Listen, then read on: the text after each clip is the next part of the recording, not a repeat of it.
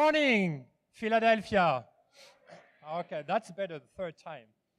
Okay, so we're here today because we want to shake things up in the world of HR, talent acquisition, and company culture in order to create positive employee experiences in our organizations. So I want you to turn to your neighbor, take his or her hand, shake it vigorously, watch out the coffee, and say, shake up your thinking. Go ahead.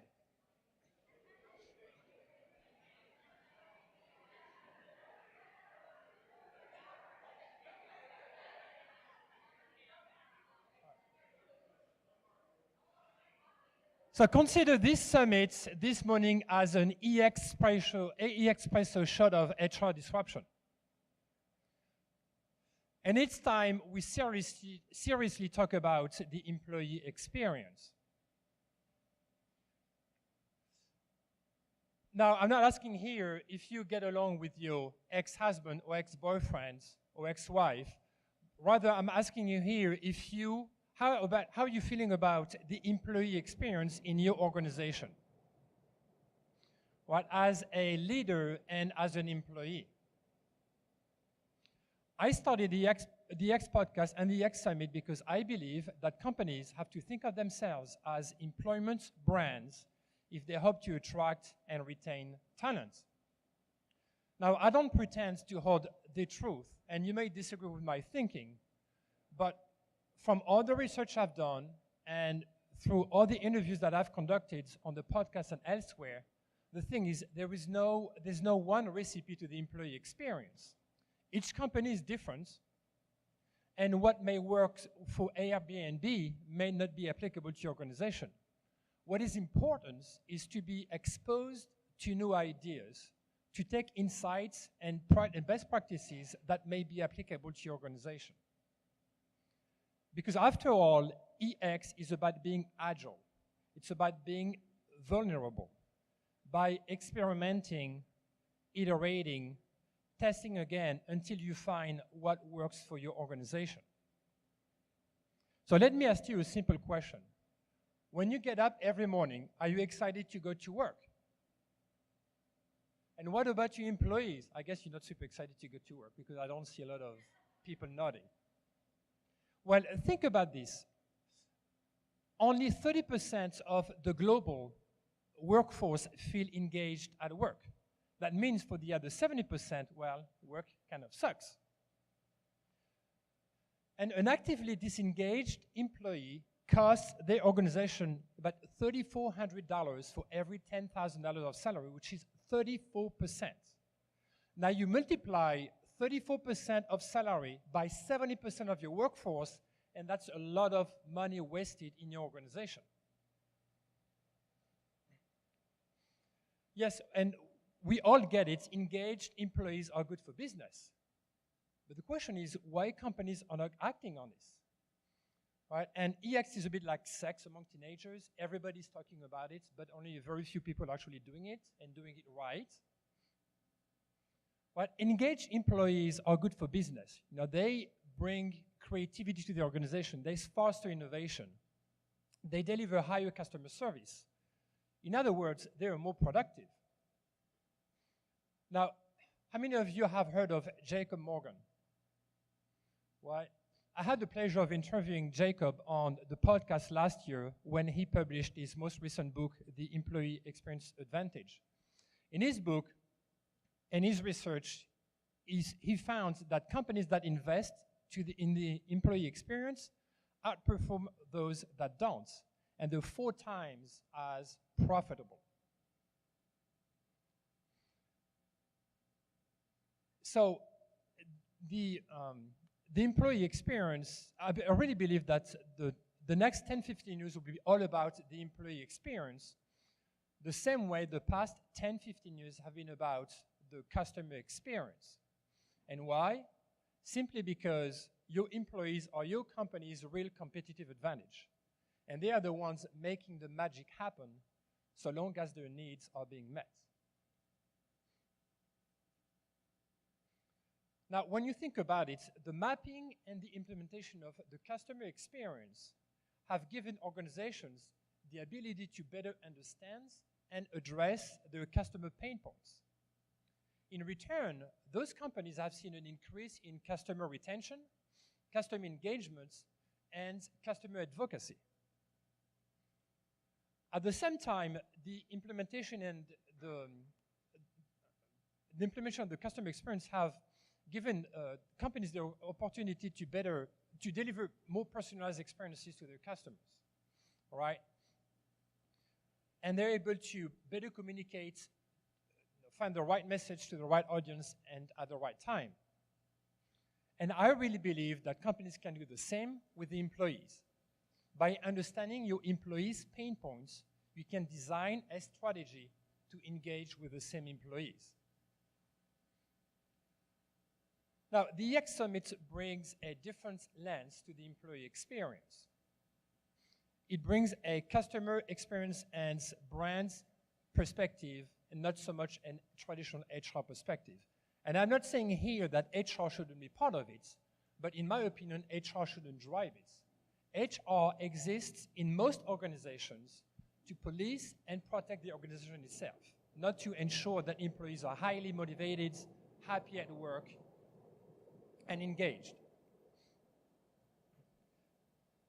HR should be EX should be a collective effort between HR, marketing, customer experience, operations, talent acquisition, and of course, leadership. So let me share with you some thoughts gathered from employee experience leaders in the industry. Companies focus on the customer journey, drawing a roadmap to better identify how their customers interact with their brands, what their pain points are, but do they really focus on the employee journey? Companies design spaces to deliver unparalleled customer experiences. But when you think of your office space, for instance, do you really think that your company creates a space to deliver a positive employee experience? Companies focus on customer retention, yet they fail to focus on employee retention. Companies invest research in times and resources in research and segmentation. But for some reason, they tend to treat the employees as the same bunch of people. They don't do research. They don't try to segment the employees in different groups.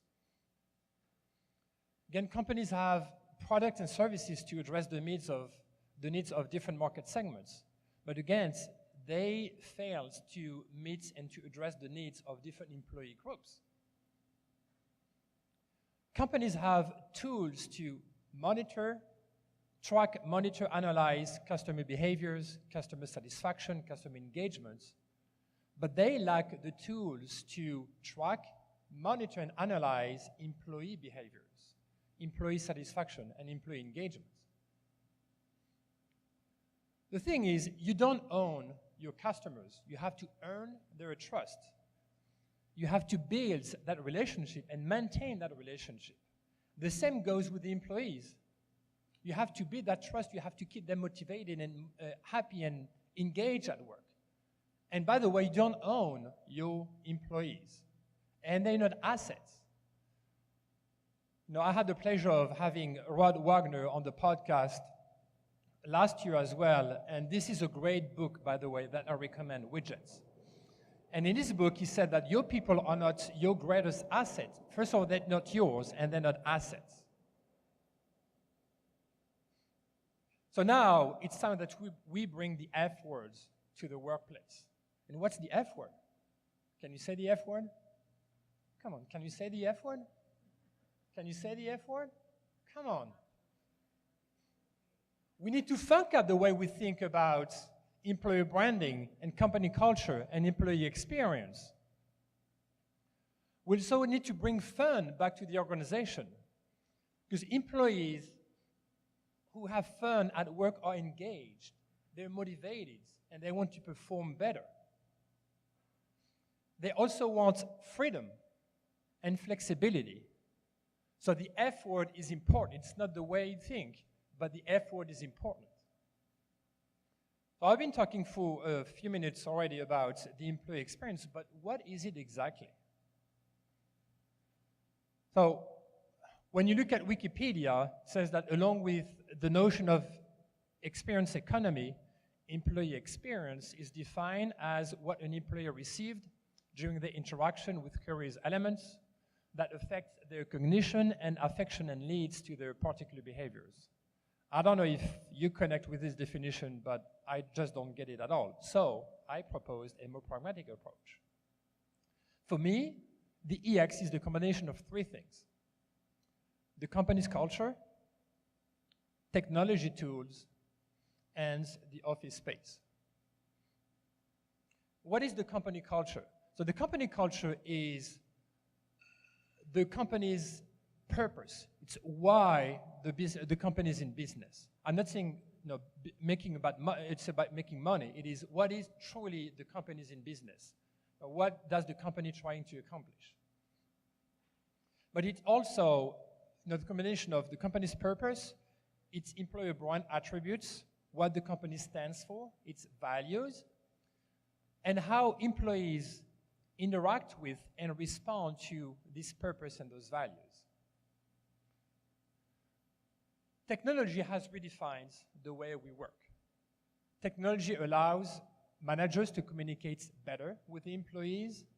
Technology has provided more of a frictionless environment. And technology provides or fosters collaboration and innovation as well. Now, when you think of the office space, when you think of your office space, does your office space allow your employees to really experience what your brand is about? Probably not. Right? And does your office space provide a space for collaboration while maintaining a balance for privacy and quietness? Now, if you have any remote employees, the question is, how do they interact with the lack of physical space but thrive in a digital space? So all those three elements are really important. And the foundation for these three elements is the understanding of your employees' needs, aspirations, motivations, and motivators. In other words, it's the people data, the people analytics, the employee data and measurements. If you don't have any data on the employees, you have no way to understand what is important to them. And in return, be able to customize and design experiences that relates to the different groups. So what's at stake? I'm sure that you've seen these Gallup reports 100 times. But out of the 100 million US workers, only 33% are engaged at work, or at least that's what they say. Now, on the other end of the spectrum, 20% are completely disengaged. They just don't give a shit about their work. Now, the other 50% are somehow in the twilight zone of engagements. They're not fully engaged, but they're not completely switched off either. Now, there's not much companies can do about the 20% paycheck suckers who just show up at work because they have to in order to collect their check. In other words, they should focus on the 50% of employees semi-engaged, because that's where they can make a difference and impact the bottom line. Now, again, according to a Deloitte research, executives think that culture and engagement are important, yet few are actively addressing it, and that's the issue. There's always the intent to focus on employee needs and aspirations and trying to design employee experience. Again, EX is the buzzword right now. Everybody's talking about EX.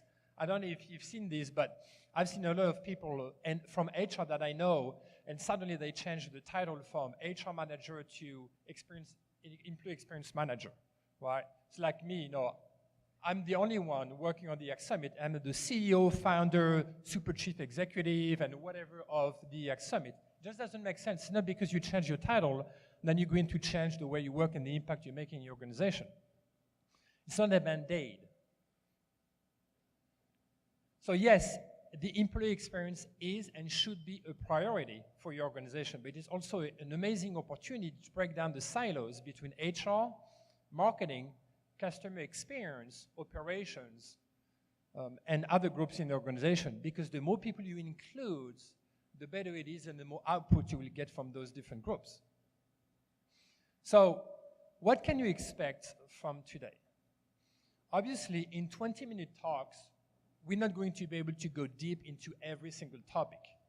The goal is to expose you to different ideas, and you can take what's important and applicable to your organization.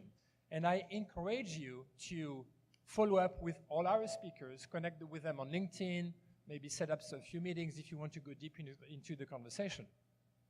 And also, if you want to go much deeper into one topic, listen to the EX podcast on a weekly basis. I interview one person a week, and we go very deep into one topic that revolves around the employee experience.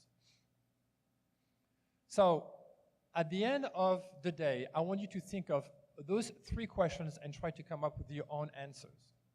The first one is, what does your employer brand stand for? What's your employee value proposition? What differentiates you from other companies when you try to attract and retain your talents? And what is your employee experience like? Now, the EX Summit is all about sharing practical insights, because you don't want your mission, values, and a vision to end up at the cemetery. When you really think about it, competition now is more about talents than it is about products. Products are all commoditized, and what really makes the difference is the people that are working for your organization. Because at the end of the day, leaders who don't care about their employees will eventually be surrounded by employees who don't care about their business. And that's the bottom line. So, let's tweet today. I want you to share your experience today. Hashtag EX Summit at EX_Summit.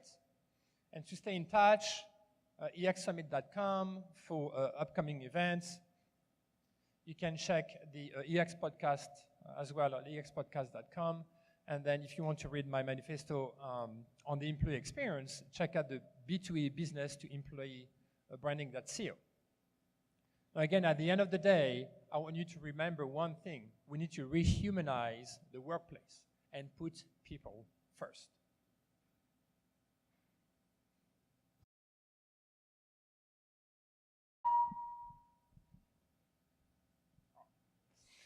Now, so I've been fortunate to partner with Talmetrix for the series of events this year.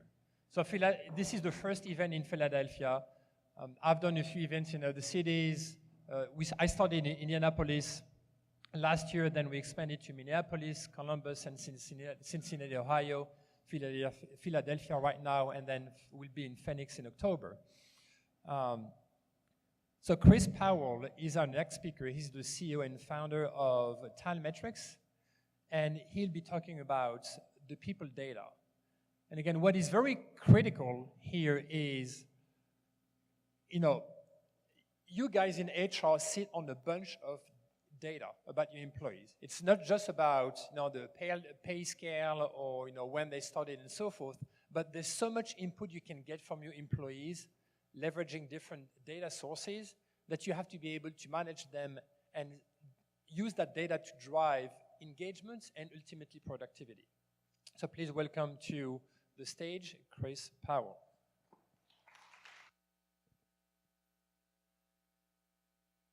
Can you guys hear me? Whoa, let's not do that.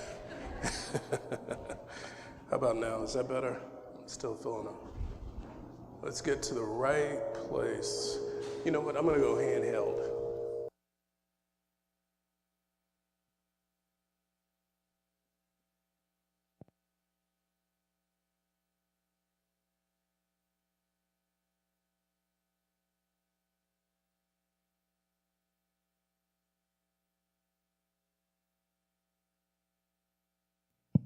There we go. There we go. All right, I'm only on 1 cup of coffee. So do not blame this on my level of competency on turning on mics and working mics. Good morning. We're awake. Good deal. I'm Chris Powell, and as Stephan introduced me, I'm the CEO of Talmetrix, and we're fortunate to team up with Stephan and the team here at EX Summit because this is something that is what we do. We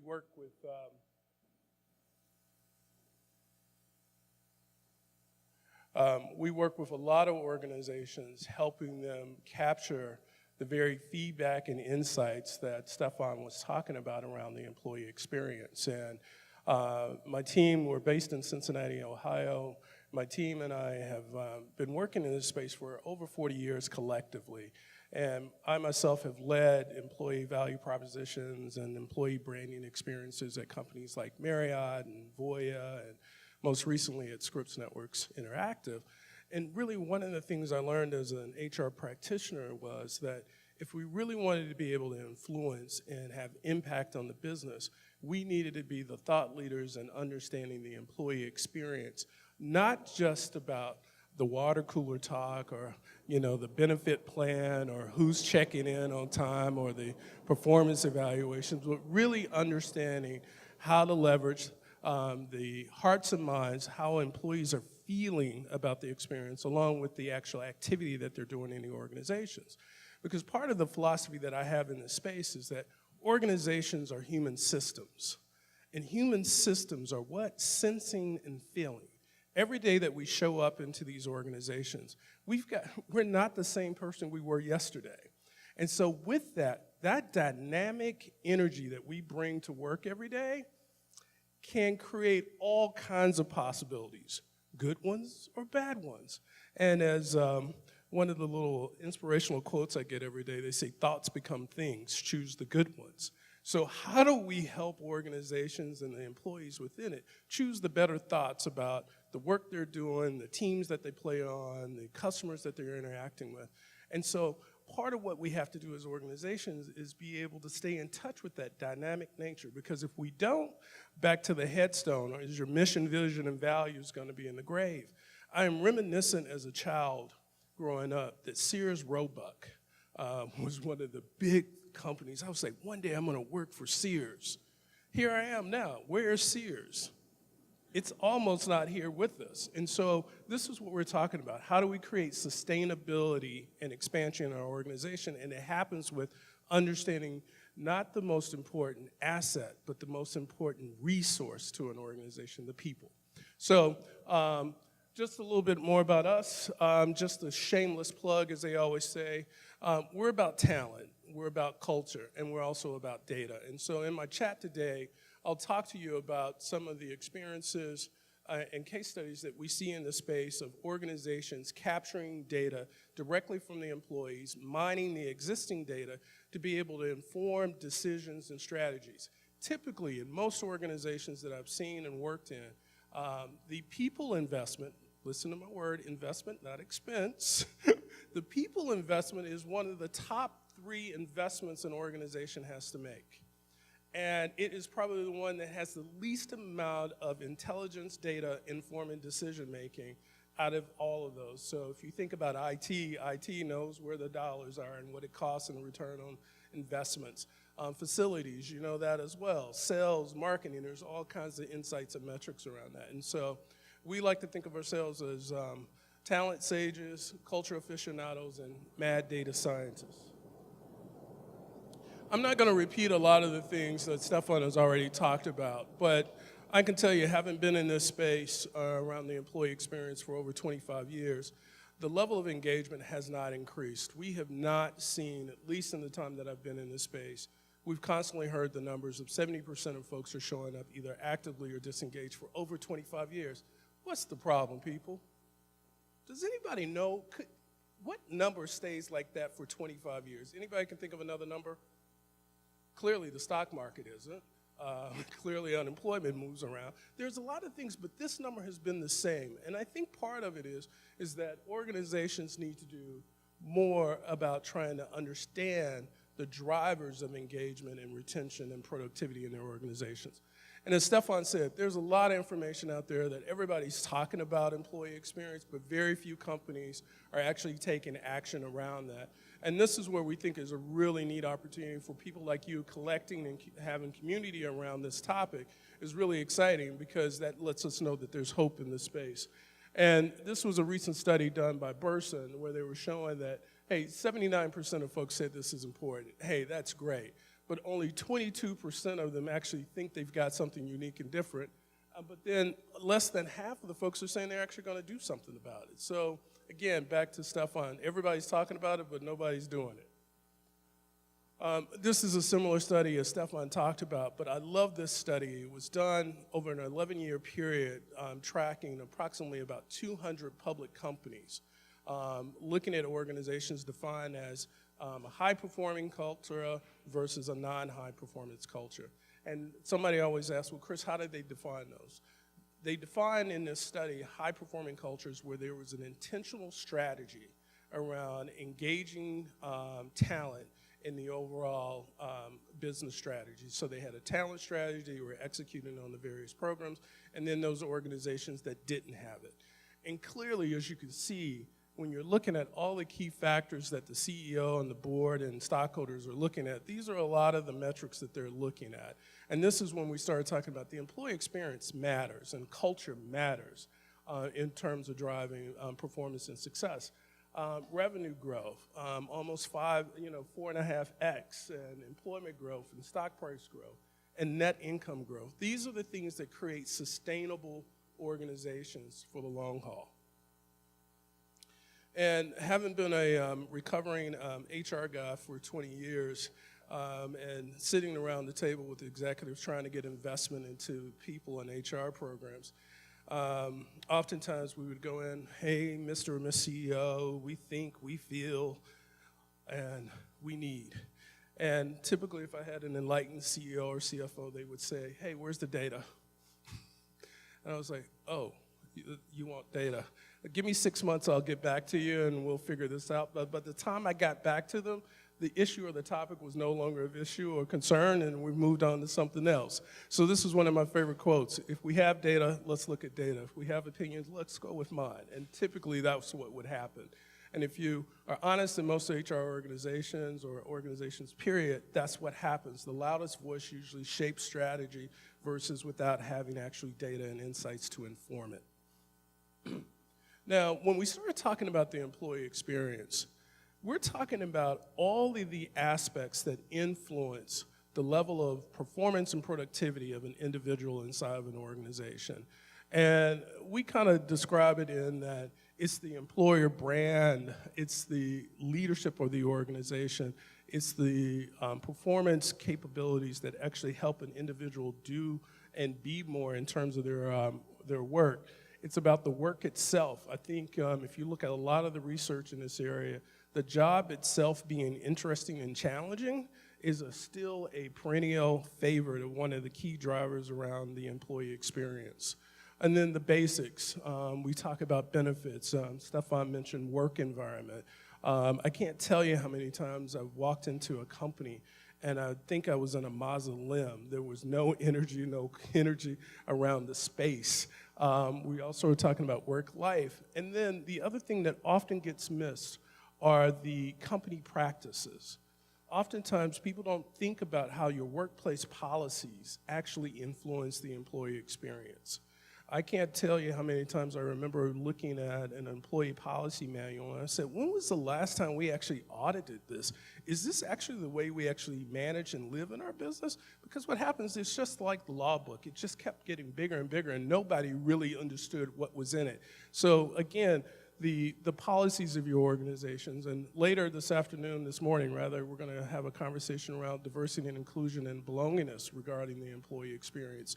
And so all of these things matter in shaping how we show up at work every day.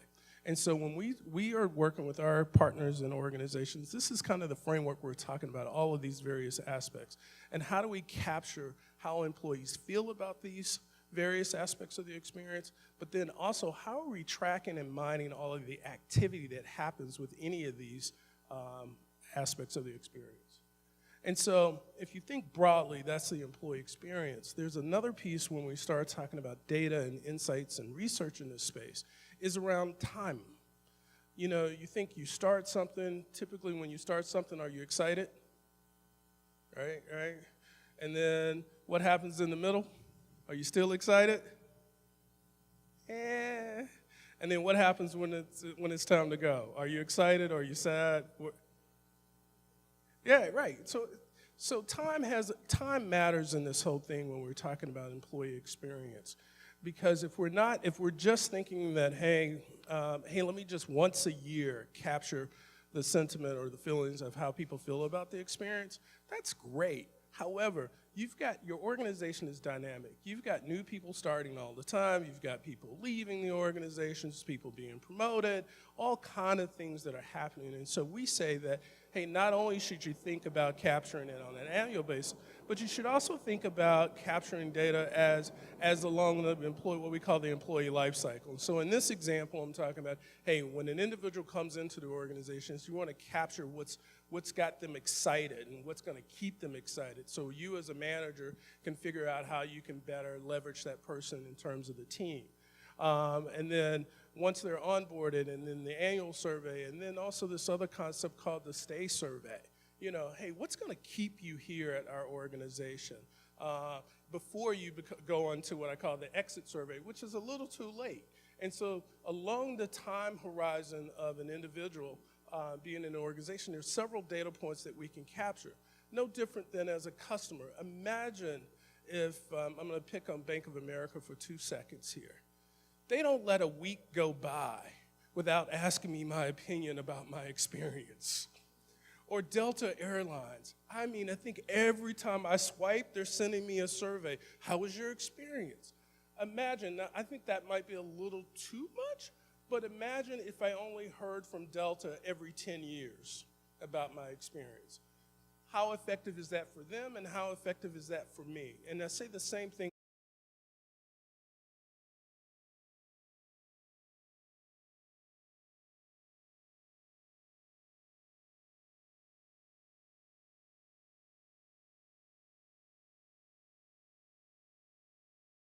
Of employee data, primarily from the employee. But as Stephan mentioned in his chat earlier, we sit as organizations on a ton of employee and talent data in our organization. And so Jason, when I was putting this slide together, he said, Chris, it's too many boxes, it's too many boxes. I said, it's intentional.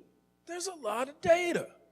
You think about it. There's the demographic data. There's the promotion and mobility data. There's your election choices. Are you enrolled in the benefits? Do you participate in corporate social responsibility events? Are you a part of an employee resource group? You know, are you on a cross-functional team? There is so much data that we have in these organizations that can give us unique insights about what's driving the employee experience, or better yet, what's dragging on the employee experience. Because I think that's what's happening when we think about the organization. We think that we're just focused on people being happy, but we're also focused on people being not only happy, but productive and included in the process. So there's different things that we need to think about. And I throw this up here just because there's just so many places. And again, HR is not the only repository of talent data. You can find talent data in your CRM system, in your facilities data, in your financial data, in your operations data, and if you're in corporate communications, in the corporate communications data. You know how often people are reading the things that you post on your intranet. You know what they're engaging with and what they're not engaging with. But this is how information starts to shape our decisions and actions and strategies and investments on where we put our money in terms of driving the employee experience. So there's so much in this space, and I always talk about, you know, wow, Chris, this is great. There's a lot of data. We can make new insights and things of sorts, but there's always what I say call the pitfalls before you get started, and I get you too excited about this. And so these are 3 of my favorites, and you can apply this to anything. You would not start a customer experience strategy without a destination in mind. In the same way here, you've got to have a destination in mind so that you can guide your decisions of what you do. And then the other thing is you've got to get the basics right. I can't start talking to you about higher level predictive models if I don't know how to count the basic things that are happening in the organization. So often I go into clients who are like, oh yeah, we want a predictive model around nutrition, da da da da da. Oh, how many employees do you have? Oh, we don't know. Well, you can't get there until you do the other things. And then the other piece is, I'm here talking to you about employee data, but data should never be a replacement for good judgment. And one of the frameworks I always talked about in working with leadership teams over the years is that when you think about a decision framework, it's usually made up of 3 points: what you think, what you feel, and what you know. And here what we're talking to you about today, in particular around talent decisions and talent investments, I think we all have opinions around what we think about talent and what we feel about talent, but what do we know? And so what we're talking about is balancing out that decision framework with data, not data to replace it, but the data to be a part of what we think and feel about what is going to drive our organizations. And this gets back to my earlier point. Organizations are human systems, which are feeling systems. So that thinking and feeling thing will never leave us. And so we're just saying, hey, add another data point so it helps shape and inform so that you can kind of understand, hey, what's making an impact and what's not making an impact. And so in closing and wrapping up here, when we're talking about the drivers of the employee experience and through some of the other conversations this morning, talk about how does the employee experience drive retention in your organization? How does it drive engagement? Later this morning, we'll talk about belongingness inside of an organization, well-being. One of our sponsors here today is a wellness organization. And we also heard from Stephan around employee brand. So these things in the employee experience drives and impacts all of those things. And at the same time, they also impact the business outcomes that every organization is doing. One of these is focused on one, if not all of these things when we talk to them. They're talking about how do we increase our performance, how do we increase our productivity, how do we drive innovation, drive customer satisfaction in the experience, and least of not all around profitability and impact. And so I think organizations who are moving more in the direction of understanding that, hey, if we can capture and better understand the employee experience, we can have better business outcomes. Because guess what? If you are Sprint, Verizon, AT&T, and whoever, what's the big difference between all of those companies now? They all have the same coverage in 99.9% of the country, the same reliability system of 99-something number. It's the people. It's the service people who you talk to when you've got issues with your phone, or the salespeople. If you're like me, I lose phones all the time. It's the salespeople that you interact with.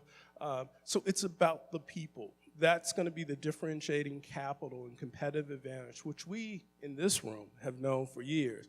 But now we're getting far more attention around uniqueness that each person brings to an organization to drive these outcomes. So in wrapping and close, we like to call the employee experience equation really around capturing and understanding what people feel, prefer, and believe, and then also looking at the data of what are they doing inside the organization? Because we vote with our feet, don't we? Right? If you've got options, you pick something that you pick it because you think it's going to be for your highest purpose and good. And so we're saying be able to understand what employees feel and also what they do. And that'll start giving you unique insights to help you drive the employee experience. With that, I will stop so that we stay on time and I can beat the train. All righty, thank you.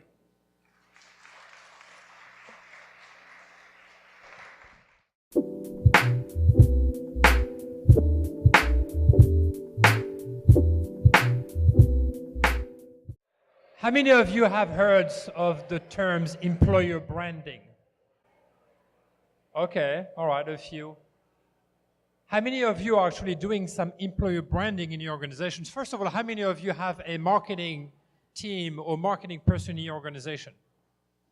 Okay, so a bunch of people, right?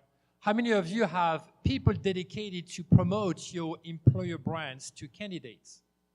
Only a few. Okay. So again, as I talked earlier, the HR function is merging into more of a marketing function. Right? When it comes to attracting candidates, when it comes to engaging employees when they're here, even try to engage employees when they exit your company. it's all about creating experiences and creating messages that are going to resonate with the employees so that they know what's going on, they feel engaged and motivated at work. So our next speaker, Lisa Smith-Strother, is going to talk about employer branding. What I like about Lisa's background as well is that she was in a more traditional marketing role before she moved into the employer branding space. So let's please welcome Lisa to the stage, and she will talk about diversity and employer branding. Thank you, Stephen. Hello, everyone. I first really want to just congratulate you on bringing the conference here to Philadelphia. It's a great effort, so mutual kudos to you. And again, thanks for the invitation. If you want to clap, go right ahead. So what I'm going to be talking about this morning is how to integrate diversity into your employer brand. And I'm going to provide you what I hope to be 5 very valuable tips.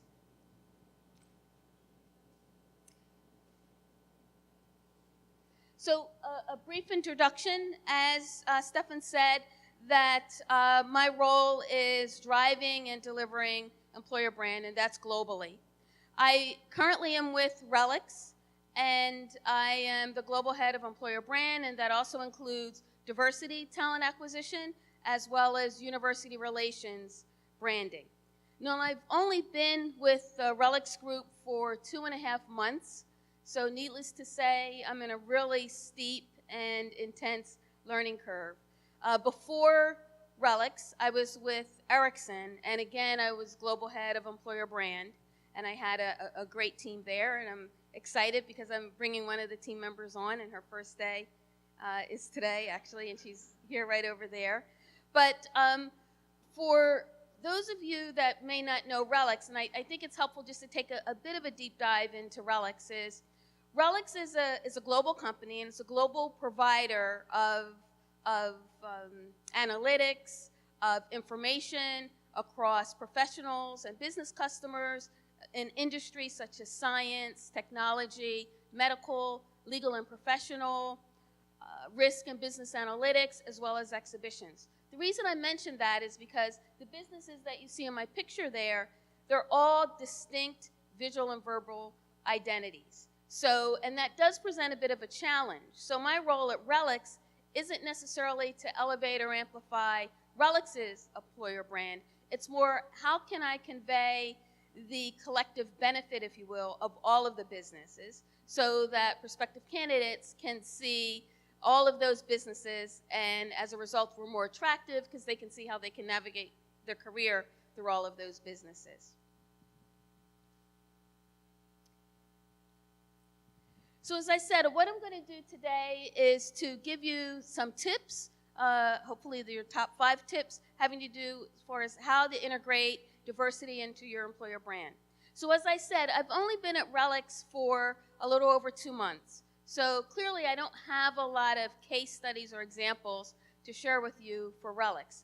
But what I am happy to share are a lot of the examples and a lot of the campaigns and strategies that I was able to drive at Ericsson. And the good news is that Ericsson was selected by Deloitte as a best case scenario, and it has been published in their article. So I'm going to be sharing with you some examples that Ericsson has done, and I have some other examples from L'Oreal and from Cisco, but just so you know what you're going to be looking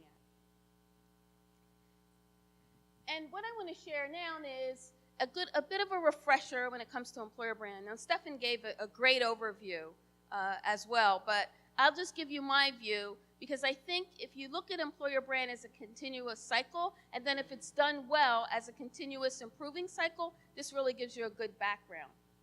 So if you want to start with the culture, and the culture really is how employees can bring the values to life, right? It's how they're interacting with each other, how they work together, and how they collaborate. And then that feeds into the employer brand or their reputation. And so clearly every business has an employer brand, whether they like it or not. In some cases it could be positive, and in other cases maybe not so positive, because that really represents the reputation and specifically what people experience as a result of interacting, whether it's with your employees or how they've what their experience has been with your company. But the way you can positively influence that is by doing an employer value proposition exercise. So what that enables you to be able to do is to get a deeper understanding of why employees wanted to join the company, right?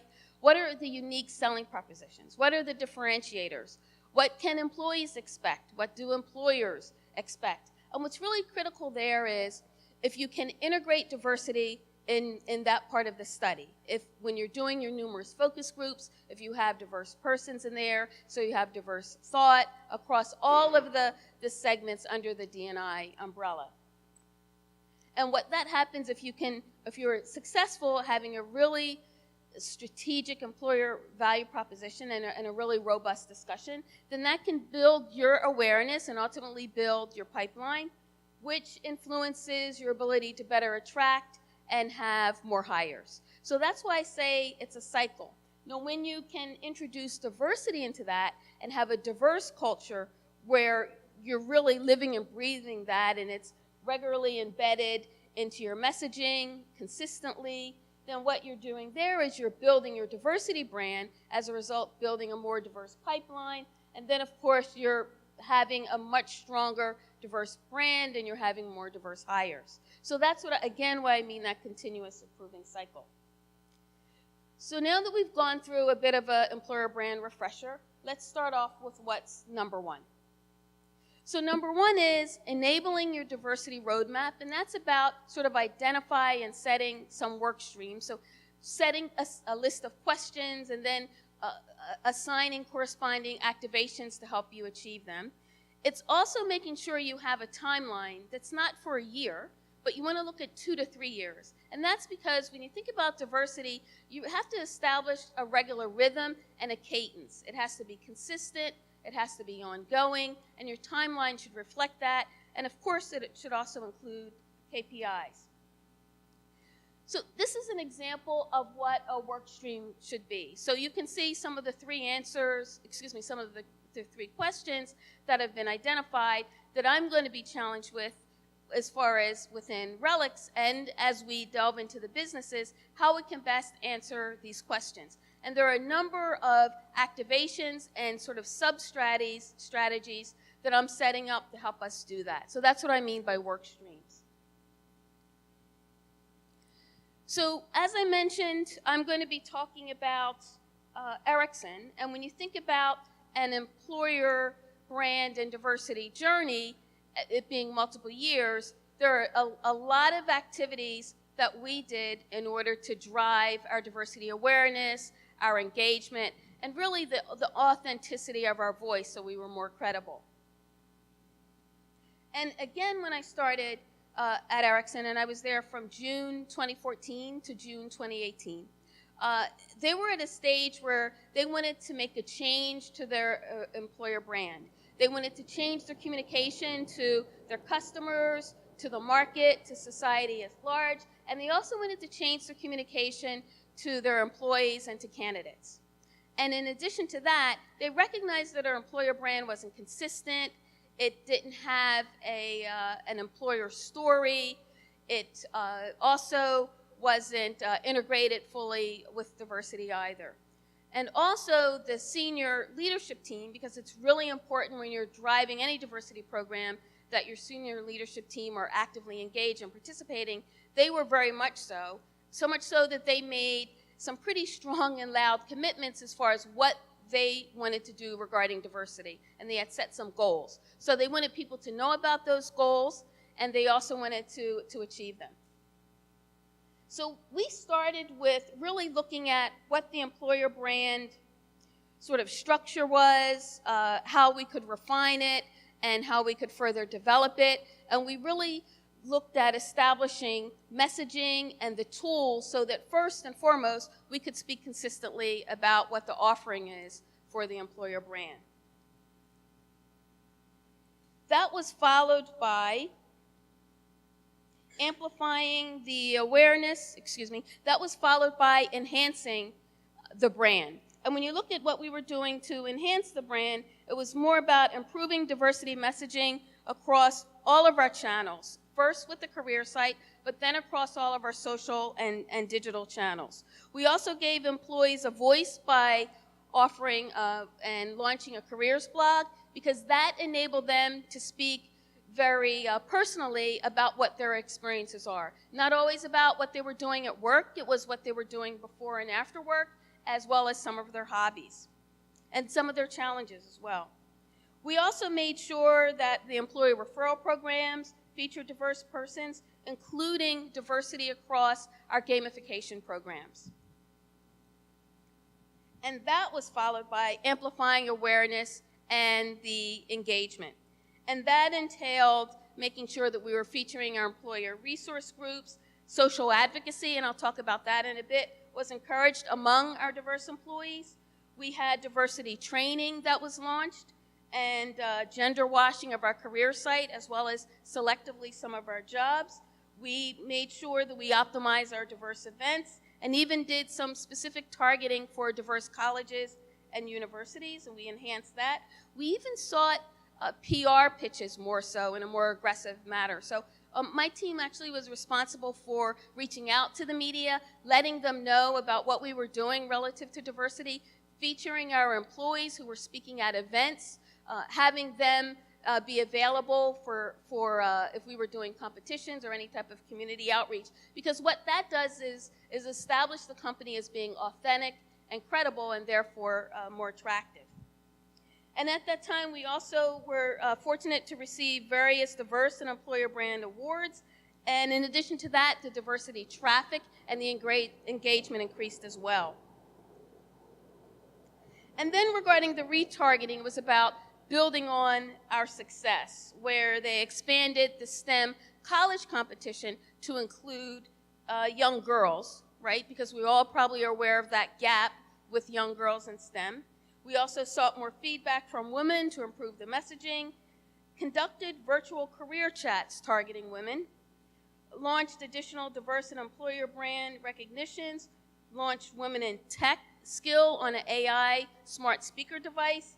At the same time, we were receiving additional awards and employer brand recognitions, and at the same time, our diverse hires, engagement, awareness, positive sentiment, and site and traffic increased as well. So this sort of gives you a view of, over a 3-year period, a lot of the activities that we were doing. And while we were doing this, at the same time, we were also launching up to 6 different diversity and inclusion events. So whether it was International Women's Day, Girls in ICT, Intro Girls to Engineering, Diversity Awareness Month, all of those events were happening throughout the year to ensure that Ericsson at the time was having a consistent, diverse voice, that the senior leaders were speaking very vocally about the commitment, and all of that really helped establish the credibility and the awareness. So continuing on about Ericsson, again, this was cited in the Deloitte as well as a best case for diversity branding. So Ericsson at the time knew that they wanted to adjust and enhance their diversity messaging, and specifically they wanted to hone in on the U as far as a campaign for Diversity Awareness Month. Many of you probably know that Diversity Awareness Month is actually in October, so hopefully you're planning some events as well. So what Ericsson wanted to do was, come October, they had said, we want to continue the launch and the emphasis about diversity, so they launched a new campaign, adapted or twisted the theme, and it was referred to as Ericsson Sees the Real You, and that's how they were able to amplify the U. At this time, they also activated the U across different backgrounds with a cultural eJourneys book. And this eJourneys book had recipes in it, and it also had the employees talking about why the company was a good place to work. Now, this was a neat feature. So another way to showcase the diversity of their employees in an authentic way, they created over 30 different covers that employees could use across Facebook or LinkedIn. And then they could customize it or personalize it with a statement about why they felt diversity was important to them, or why they felt they were diverse and in what way.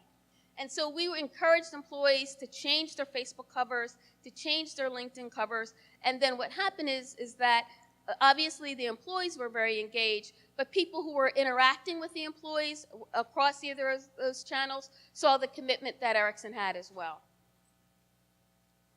So certainly social media was a big driver, and you can see some examples of that. Internally, there was a lot of messaging going on across emails and various articles, as well as the TV screens that were on campus.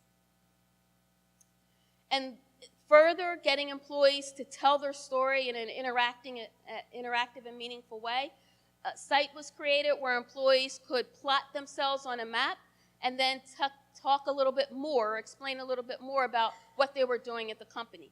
Again, externally, this allowed prospective candidates to see just truly how global Ericsson was and where the employees were located and what they were doing. So it was very successful. You can see the statistics there. And they decided, because of that, to use the messaging Ericsson Sees the Real You in upcoming campaigns, such as International Women's Day. And you can see an example of that there. So once again, featuring employees in International Women's Day, asking employees to take part in a pledge for parity, asking employees to take part in podcasts. So employees truly were a key component of driving the diversity message. And that continues to be a critical success factor when you're developing and launching any type of diversity campaign. Lastly, music is universal. It appeals, hopefully, to just about everyone.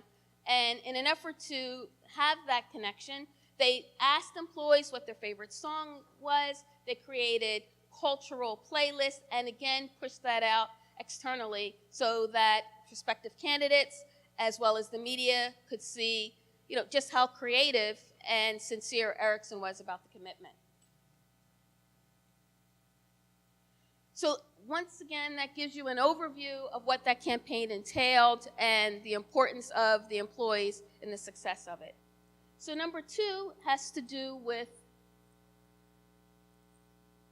engaging and empowering employees and regularly featuring diverse employees, because that really is the key to authenticity. So I showed you a great deal of some of those examples, but a few others are I've highlighted the blog and making sure that you have a diverse audience of your blog authors. You also want to see your employees featured, because candidates like to see that as well. They also want to see the employee resource groups that you have there, so that when they come to work there, they can see what's available to them. You can see L'Oreal, they were talking about their gender equality certification. That's a great distinction, so they were promoting that across social media. It's also a good opportunity to highlight any cultural celebrations that you're having. Again, to show the emphasis that you have on diversity. Regarding Instagram, Instagram is a big driver of pushing your employer brand, because once again, that allows the employees to speak about their experience in their own voice. And they're talking about their work, but they're also talking about their experience getting to work, what they're doing after work, to show that peek behind the curtain and that more personal appeal. And then to continually have targeted posts to highlight whether it's Black History Month or your support for campaigns like He for She, or like I've mentioned before, cultural celebrations, if you're playing in a sport as a team. All of those show the candidates and followers the personal side of the company, and it's really important. So number 3 is engage younger generations, your employer resource groups, and the media. So as I've shown already, it's really important to show your employees across all different spectrums, but this is an opportunity to ask your employees to share their experience with mentoring girls and asking them to talk about whether it's ICT or STEM to young girls, and then to take pictures of that, because it allows the employees perhaps maybe to mentor their child or a child in the family or children in the neighborhood.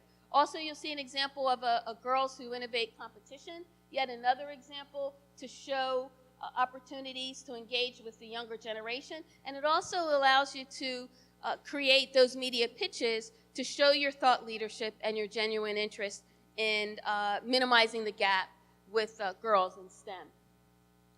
Of course, you can partner with organization, whether it's the Girl Scouts, Black Girls Who Code, Girls Who Code, there are a number of them, but that shows true, genuine interest as well. Here's one where a blog was offered for students, and they were asked to talk about why ICT or STEM was important to them. So that shows a lot of positive sentiment. And number 4, optimize diverse and virtual events and make them fun. So this is an example of an event at a supplier diversity event. And the reason I called this one out is, if you look at the list of diversity of Incorporated, and they provide a list of all of the activities you can do to really be a best practice in diversity. Having a robust supplier diversity campaign or program is one of them. So if you have a supplier diversity program, don't keep it under the shadows. Make sure you promote it. Talk about it. If there are events that enable you to sponsor an entrepreneur, take part in that as well. This is that such of event, and then to get them really activated, the opportunity was for them to talk about why diversity is important to them on a laminated sign. They would write that, so it's very tactile. Then they take a picture of it, and then they can share it on social media and certainly tag your company as well. You can see a list of a variety of diversity events. Again, an opportunity to have really fun, engaging activations at that event. Incorporate social media to it as well. And if you're promoting speakers, you can do that across social media. Video chats, virtual career chats, they're a big driver, particularly if you want to engage a passive audience. Also, if you want to engage women. Women are more likely to take part in a virtual chat because it helps them learn a bit more about the role, and maybe they're not quite interested until they get a deeper dive and have an opportunity to talk to the recruiter or someone in the role. You'll see that Cisco does that in a really big way. They've been quite successful at that. And some have said that contests on social media are dead. Well, if you do it right and integrate diversity in that, it can be quite engaging. So this particular one was sharing gender parity bumper stickers and asking people to vote for them via social media. So once again, this shows the true sincerity and genuine interest and commitment about diversity for the company. I mentioned gamification, so there are a number of gamification tools out there relative to pre-assessment, so you could assess the skill or the competency, but these are more of the fun alternative where you're specifically asking their awareness about diversity. So once again, there are a variety of activities that show the follower or the candidate or the interested person that diversity is fully ingrained and integrated in your messaging and activity. And the last one is encourage social advocates and make it easy to share. So a bit of a refresher for social advocacy, if those of you aren't familiar with it. Essentially, it's an opportunity for your employees to share branded content as well as third-party content on an approved platform, and they can access it through their mobile device or a desktop, and they can share this content among their network on social media. So if you think about the lookalike strategy and who perhaps are in your network right now, and if you were sharing information about regularly, information about your company, how they would react to that, and in a very positive way because it's highly credible. So not only does it foster the impact for social selling, but it also helps engage prospective candidates and also attract and ultimately connect and enable you to hire them as well. And you can see some statistics here which are pretty powering. And it says that those people in your network right now, 90% of them are new to the company. So that means that it's a significant amount of impressions and a significant amount of share potential. So I'll say that again. So people who are in all of our networks, 90% of them are brand new to the company. So that means they're new, they're prospective customers, of course, but they're also new prospective candidates. In addition to that, when you think about the engagement, and Stephan talked about the value of engagement and keeping employees empowered, nearly 60% of companies that have this social engagement opportunity, they're more likely to more likely to attract top talent. Because if you're working in a company that has a platform such as this that encourages you to be a social advocate, you're more likely to share, right? In addition to that, 20% of you are more likely to stay at the company. So it does have a positive impact on retention as well. And I had said before that when people share their information, it's highly credible. So nearly 80% of candidates are influenced by employees who share content on their networks. And when I mean their networks, it could be LinkedIn, it could be Facebook, it could be Twitter, it could be Instagram. It has a feature which is referred to as native share. So whatever platforms you're sharing, you could share it on there as well, and it's branded content as well. In addition to that, if you're wondering what are they're sharing jobs, culture, and diversity stories. 40% of them are doing that.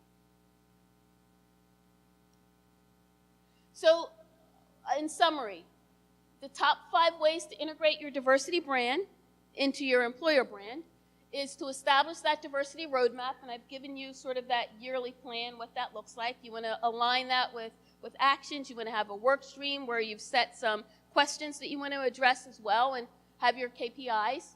You also want to engage and empower employees and regularly feature diverse employees for authenticity. You want to engage the younger generation, your employer resource groups, and don't forget, whenever you're doing anything relative to diversity, you want to look at developing a media pitch. You want to optimize diversity events. You want to make it fun by having engaging activities at the event and also have social media to help advance and further your awareness. And you want to encourage social advocates. Make it easy to share with the platform and give them content that's easy as well. So in a bonus, again, regularly integrate diversity messaging across all of your activities. Feature employees' voice and make sure you track that performance. Because I know when you're talking about the cost benefit, you can clearly see increased traffic, you can see lifts to engagement, and you can see lifts to applications and hires. And brand equity as well. So the takeaway, be innovative, take chances, allow your employees to participate and promote your brand in their own voice, because that's where the authenticity comes from, and don't be afraid to use social media.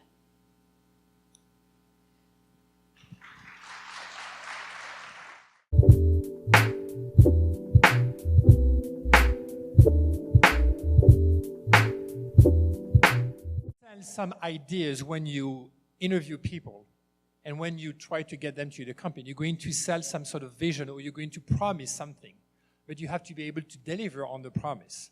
And the very first touch points that they have as a new employee is the onboarding process, which is a very critical one, but over time it's overlooked by companies. So please welcome to the stage Talia Edmundson from a company that you probably know over here, RevZilla.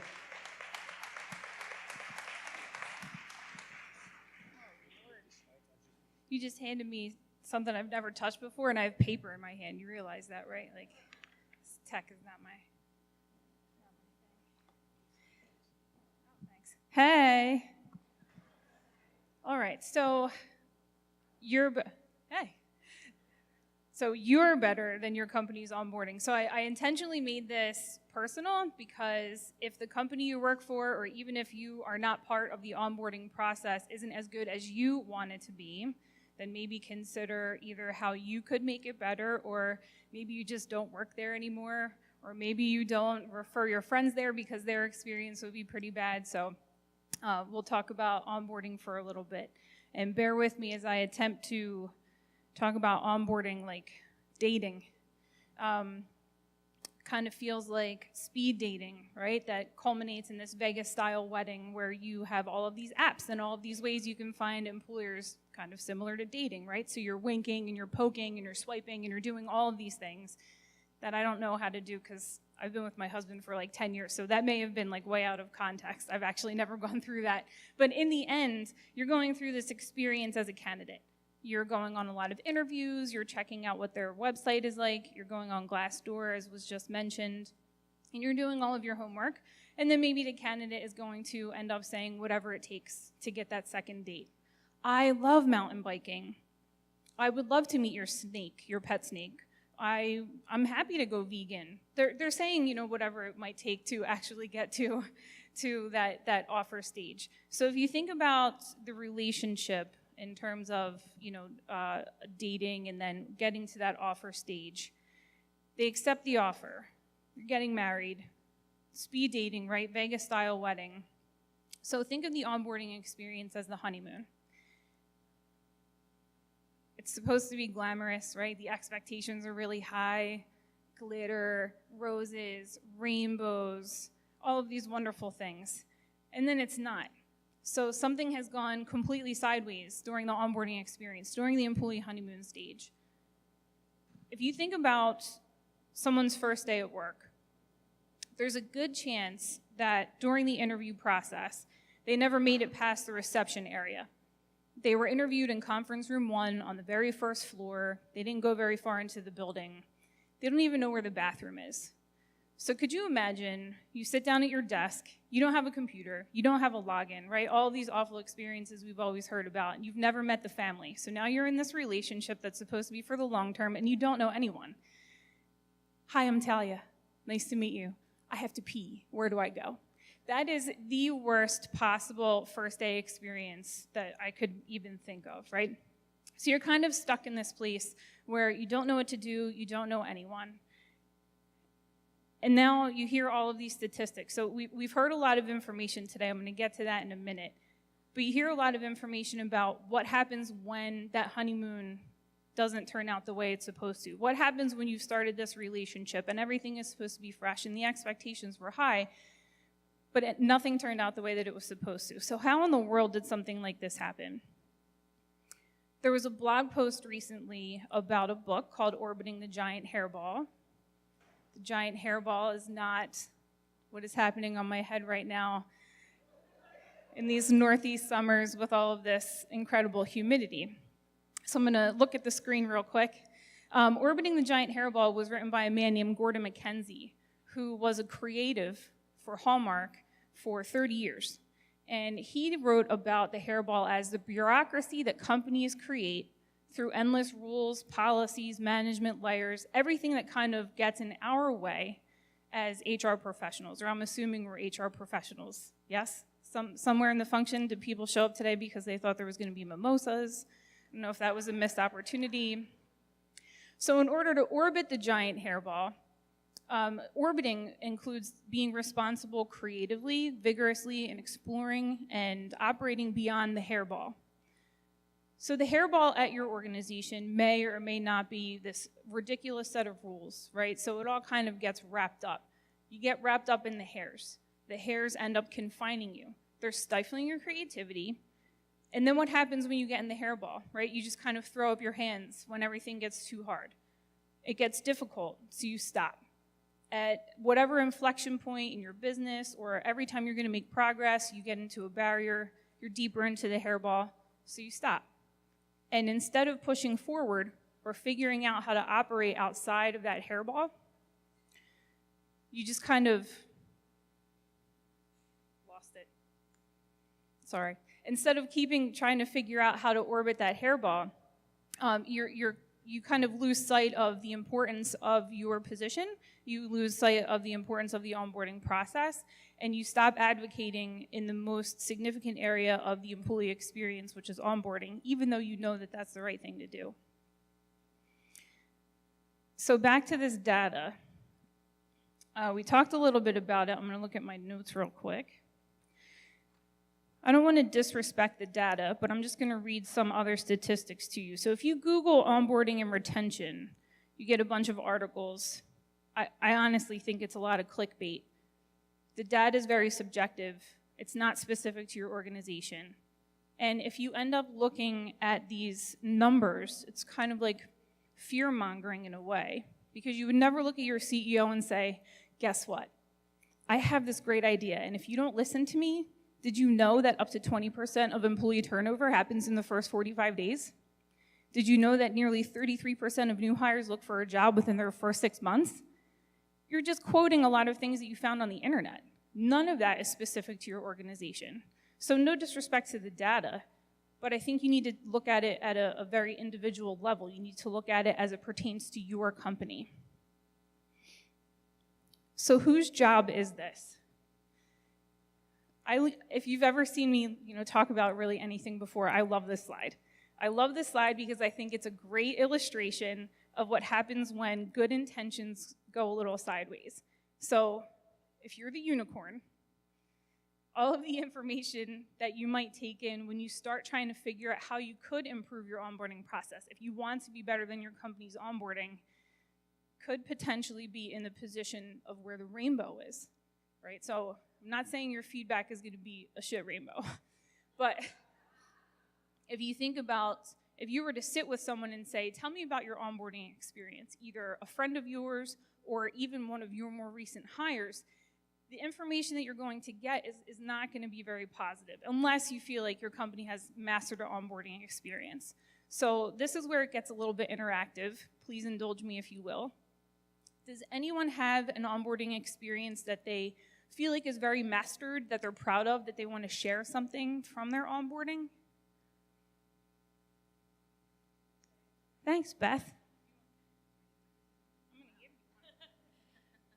So one thing that I've done in my past company and where I am now is plan out their first week for them, put it all on their Google, ahead of time, put it all on their Google Calendar, print out a paper copy of that first week's schedule and have it on their desk when they come in that first day, because I think it just takes away a lot of that, like, where do I go? What do I do? Am I doing the right thing? Should I be sitting? It's like, no, we carved out quiet time for you right now. Sit here for an hour, do whatever you need to do. Change your passwords, take the, move the plant on your desk, whatever it is, and you kind of know that you are where you're supposed to be at every moment of that first week. Thanks. Yes. Yeah. Oh, hey.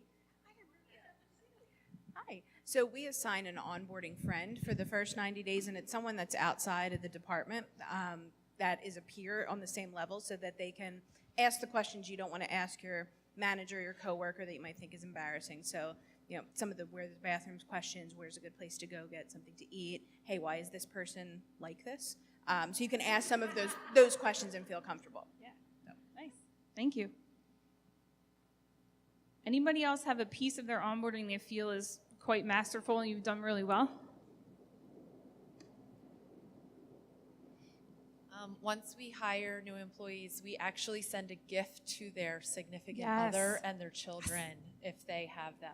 So that's something that we collect information beforehand because it's a family decision, and we thank them and we welcome them to our family as well. Yes, fabulous. There's a request to know what company you work for if you'd like to share.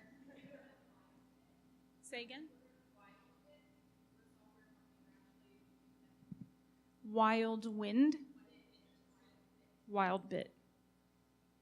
They're around the corner, she says. She might be hiring, I don't know. We ask the person, what are the important things that you'd want to know before you start? It's pretty simple and very powerful. Yeah. Who's got onboarding that they're working on now that they want help with? Yes. Oh, you want to talk about your... Okay, no, that's fine. We can go back. You do... Yeah. Anybody working on their onboarding right now? Anybody feel like there's a specific area where they might be stuck in your process? You in the back. Ooh.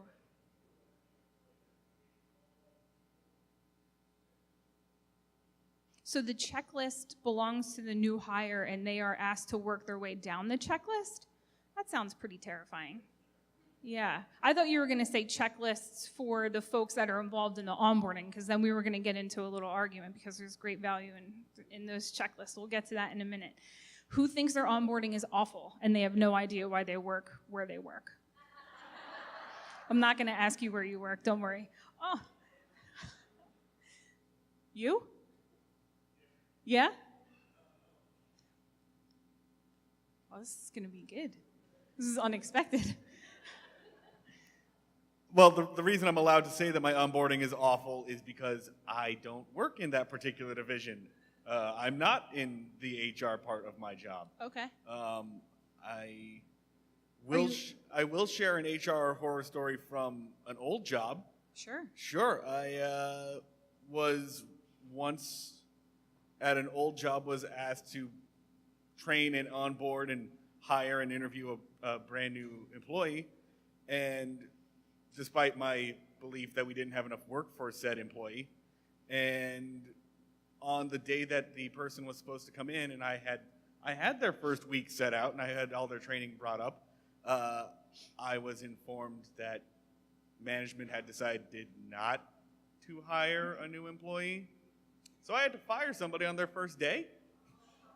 You said you don't work there anymore, right? I left on that day. That's good. I quit that day. Yeah. So that's pretty much the ultimate onboarding horror story. Yeah.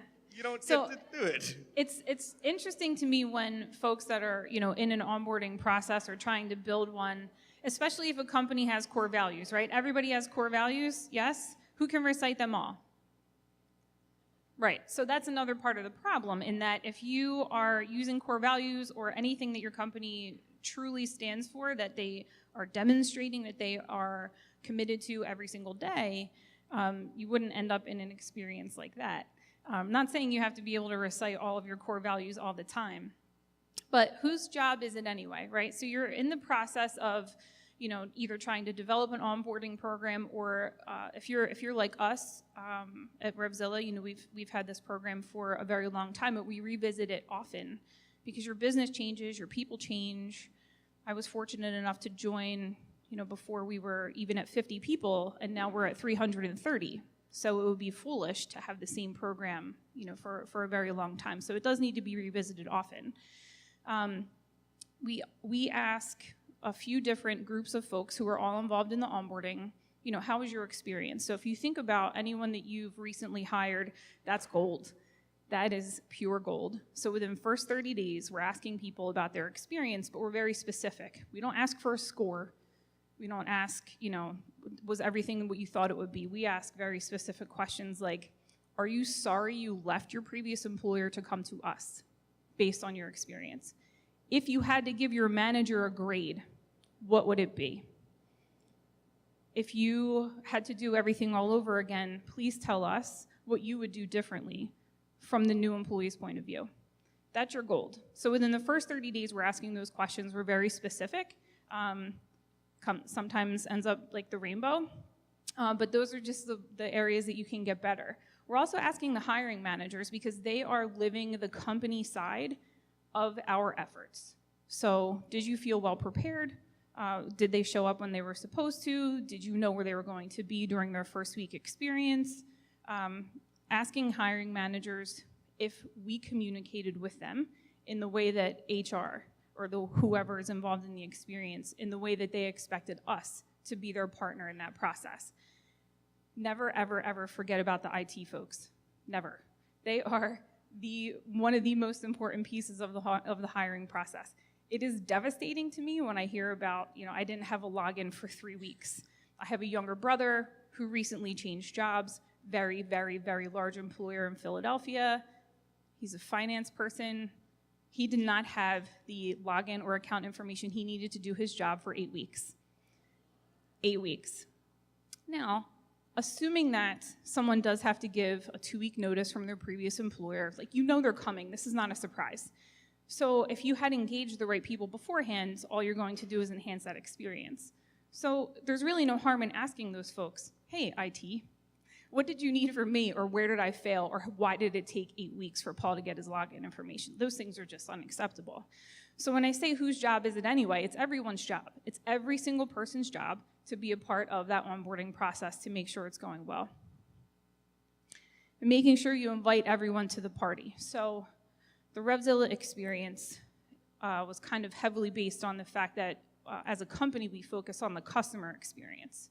So you hear about those things all the time. CX, EX, all those things.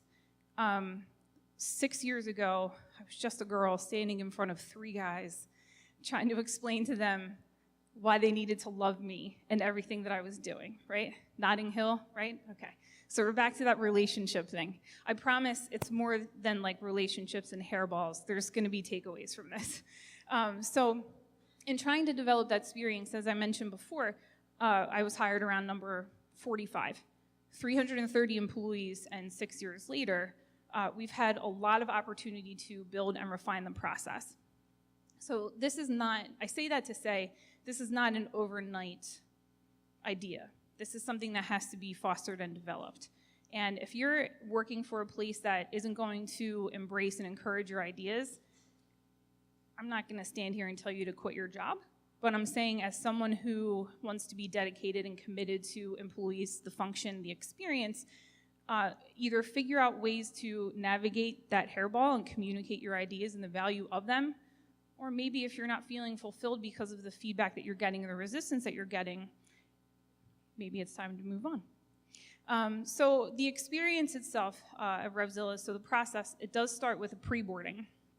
So what we do, we don't send a gift to families, though that's awesome, and it's a great family decision, but we do send a gift to the employees. So for us, we happen to have the benefit of really cool branded boxes, we have staff t-shirts, we have a bunch of really cool things. Even if you don't have cool things, you could make it a cool thing. If you have a pen that has your company's name on it, it's just a pen, but it could go in a really awesome box with a huge bow and a handwritten note that says, John, we're so glad that you've joined us. Here's one of the things that you can expect from us on your very first day. That is not hard. It costs 30 cents, and yet it's a very powerful piece of trying to get someone engaged very early. We have an FAQs list that goes out to someone on their first day. You'd be surprised who doesn't know where to park, especially if you're going to get a job in the city, what people need to wear, even though they've shown up for an interview. People still don't know what the dress code is. What am I going to eat? I think about food all day. All day, every day, I'm constantly thinking about food, what I'm going to eat next, where I'm going to go. And on your first day, you're going to be thinking about food too. So let them know. This is a cafeteria that we have, or your buddy is going to come and take you to lunch, or guess what? We hire on a cycle, which is what we do. So a lot of times we have more than 2 people in each group, so someone's never alone. So the buddy system that was mentioned before is super critical, especially when you're new. You know at least one person. You got to have lunch with them, so now you have this thing in common. Hey, we started on the first day, and it doesn't matter what department you're in. We had a CMO, a contact center representative, and someone from our fulfillment center start on the same exact day. Everyone's process is exactly the same. Your schedule is developed for the week. Everyone knows where you're supposed to be and when, including your manager. It's on your calendar. So we do a toolkit. We've got everything planned out. The responsibility lies on everyone that's involved in the process, so multiple touch points. We've got the IT folks that have been involved. They know when they're coming. The hiring manager, everyone that's in HR, everyone in the whole entire department. So the family's been met. We send out an email to the entire company that says, Beth's first day is today. There's no stranger danger. So when you see her in the hallway, please say hello. No one ever fired the HR person for sending a welcome email. Just do these things. You don't have to ask permission. Someone's going to get that and go, oh my God, I'm going to go find Beth. I'm going to shake her hand. No one, there's absolutely no reason why you can't do these things. The accountability piece, this part takes a little bit longer to get involved in. If something does go sideways, you have to figure out why. And it's not a witch hunt, and you're not trying to run after people and place blame. You're just trying to figure out what broke down in the process. HR loves to say that we are great communicators. We're kind of not great communicators all the time, right? We can sit down and have conversations with people, but when it comes down to reaching out to another department or trying to get involved in other social spaces, we're definitely not great communicators all the time. So if there is a breakdown in the process, it's about finding out why so you can make sure that it never happens again. And then the tools. So we are fortunate that we do have an onboarding platform, but that did not go into place until a year ago. So we were doing this all very grassroots, all very checklists, all very Google Docs, and just making sure that everyone stayed on track. So it's really simple. So if you don't have the investment that you can make financially, you can still do this on your own using very basic Google tools. Oh, you guys can't see that? Okay. This is getting an update on the computer. I'm good, but for next time. Yeah, so it is all, it's about the tools as well. We do use Greenhouse for onboarding, not a plug. I know we looked at like 13 different systems, but you have to figure out what it is that works for you, and trying to figure out what works for you, and then and your organization. So there's no prescription for these things. The point is just to be intentional about what it is that you're going to do, and then every single time staying committed to the process, making it consistent so that everyone's onboarding experience is the same. And then maybe you end up with the high retention, low turnover, all the statistics that we've been hearing about. So what questions do you have? I'm done. Any questions for Talia?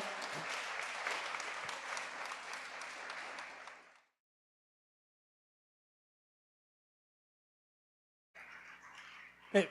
Before we take a quick break, I just wanted to share a couple of thank yous. First of all, those presentations are being video recorded by Dave and All Systems Go AV. He's over here in the back. They will be online after the event, and so obviously if you need an AV company for one of your events or for any other needs, he's the guy over here. All Systems Go AV.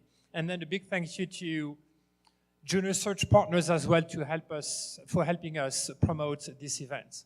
So we'll take a mic right here, by the way, if you don't know her yet.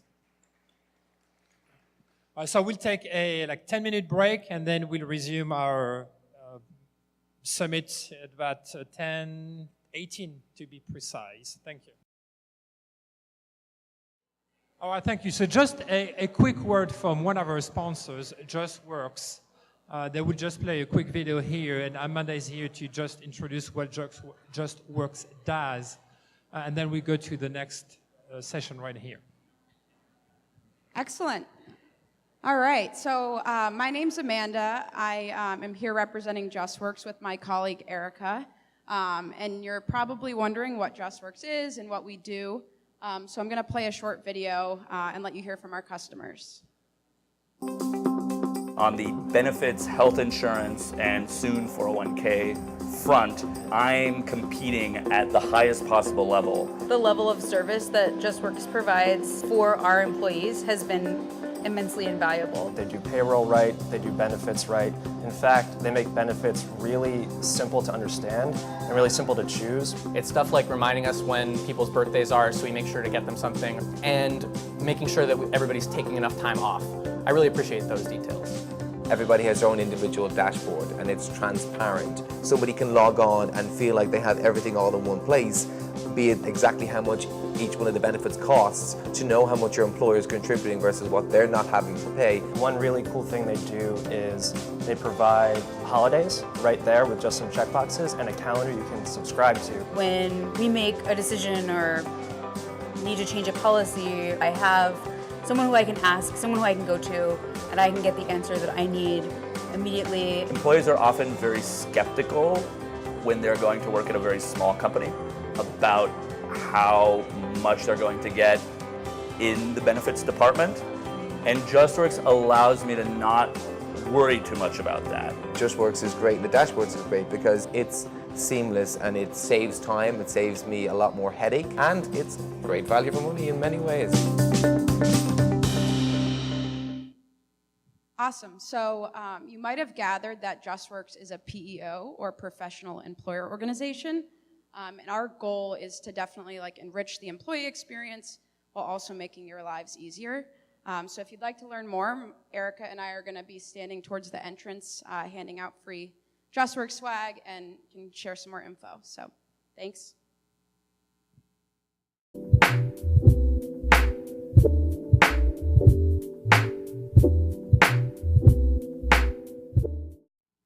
So we already talked a bit this morning about the fact that organizations should not treat the employees as the same bunch.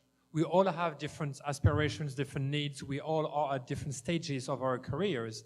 But the thing is, most organizations try to attempt to address the employees as the same group of people. Now, we all have dreams, right? We all have aspirations of where we want to go. But again, organizations tend to look from their own perspective and not so much from the employee's perspective. So our next speaker, Kelly Poulson would talk about how we can make those dreams become true and help our employees get more engaged and hopefully increase retention with these organizations.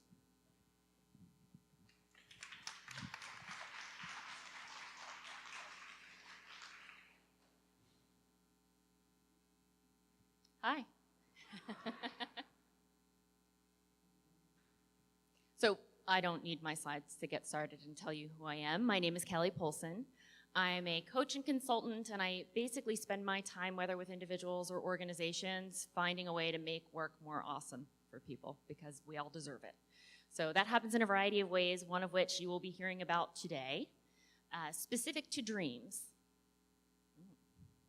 I'm probably the complicated keynote person. There's one in every group. Disrupt knows. Okay, so close your eyes. You're not seeing any of this. Hi, again, I'm Kelly, and I'm here to talk dreams and how they impact your business. So for our purposes today, I'm specifically discussing how dreams within your organization of each of your individuals impacts and enhances the employee engagement of the team. So who knows what this is from? And I know it's light, so I'll read it for you just in case. Welcome to Hollywood. What's your dream? Everybody comes here. This is Hollywood, land of dreams. Some dreams come true, some don't, but keep on dreaming. This is Hollywood. Always time to dream, so keep on dreaming. Thank you. So well done. So this is ultimately the story of how I became this man in some way, shape, or form throughout the city of Philadelphia and beyond. And I basically talk dreams with anyone and everyone who would listen, and continue to do so many years later. So for our purposes today, when I say dream, I don't mean Freud and I don't mean Freddie. So I mean aspiration or goal, just so that we're all on the same page. Now, what do you dream about? So if you notice, I left, those of you who are sitting on the edge, I left 4 postcards on the edge of each of the rows. What I'm going to ask you to do is flip those over, and I want you to take some time to think about your dreams. So I'm going to give you about a minute. Suspend all disbelief. Pretend like these are, not pretend, these are magical postcards that no matter what you write down in any realm of your life, whether it's a 3-month goal, 6-month, 10-year, whatever you'd like, will come true. So I'm going to give you a minute. Fear not, I'm not going to ask you to share them. You're not going to have to talk about it with anyone if you don't want to.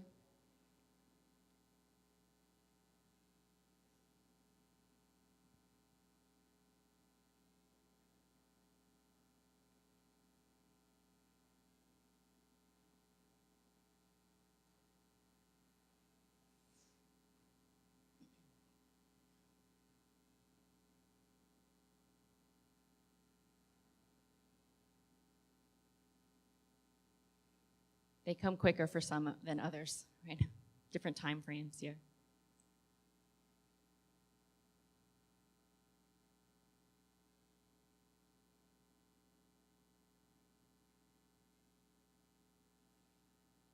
Okay, you can keep writing. I'm probably going to be reiterating a few things that came up this morning already, because I'm talking about how dreams interact with employee engagement and what that can look like within an organization. Now, I'm not going to go into the statistics very deeply because we've done that this morning.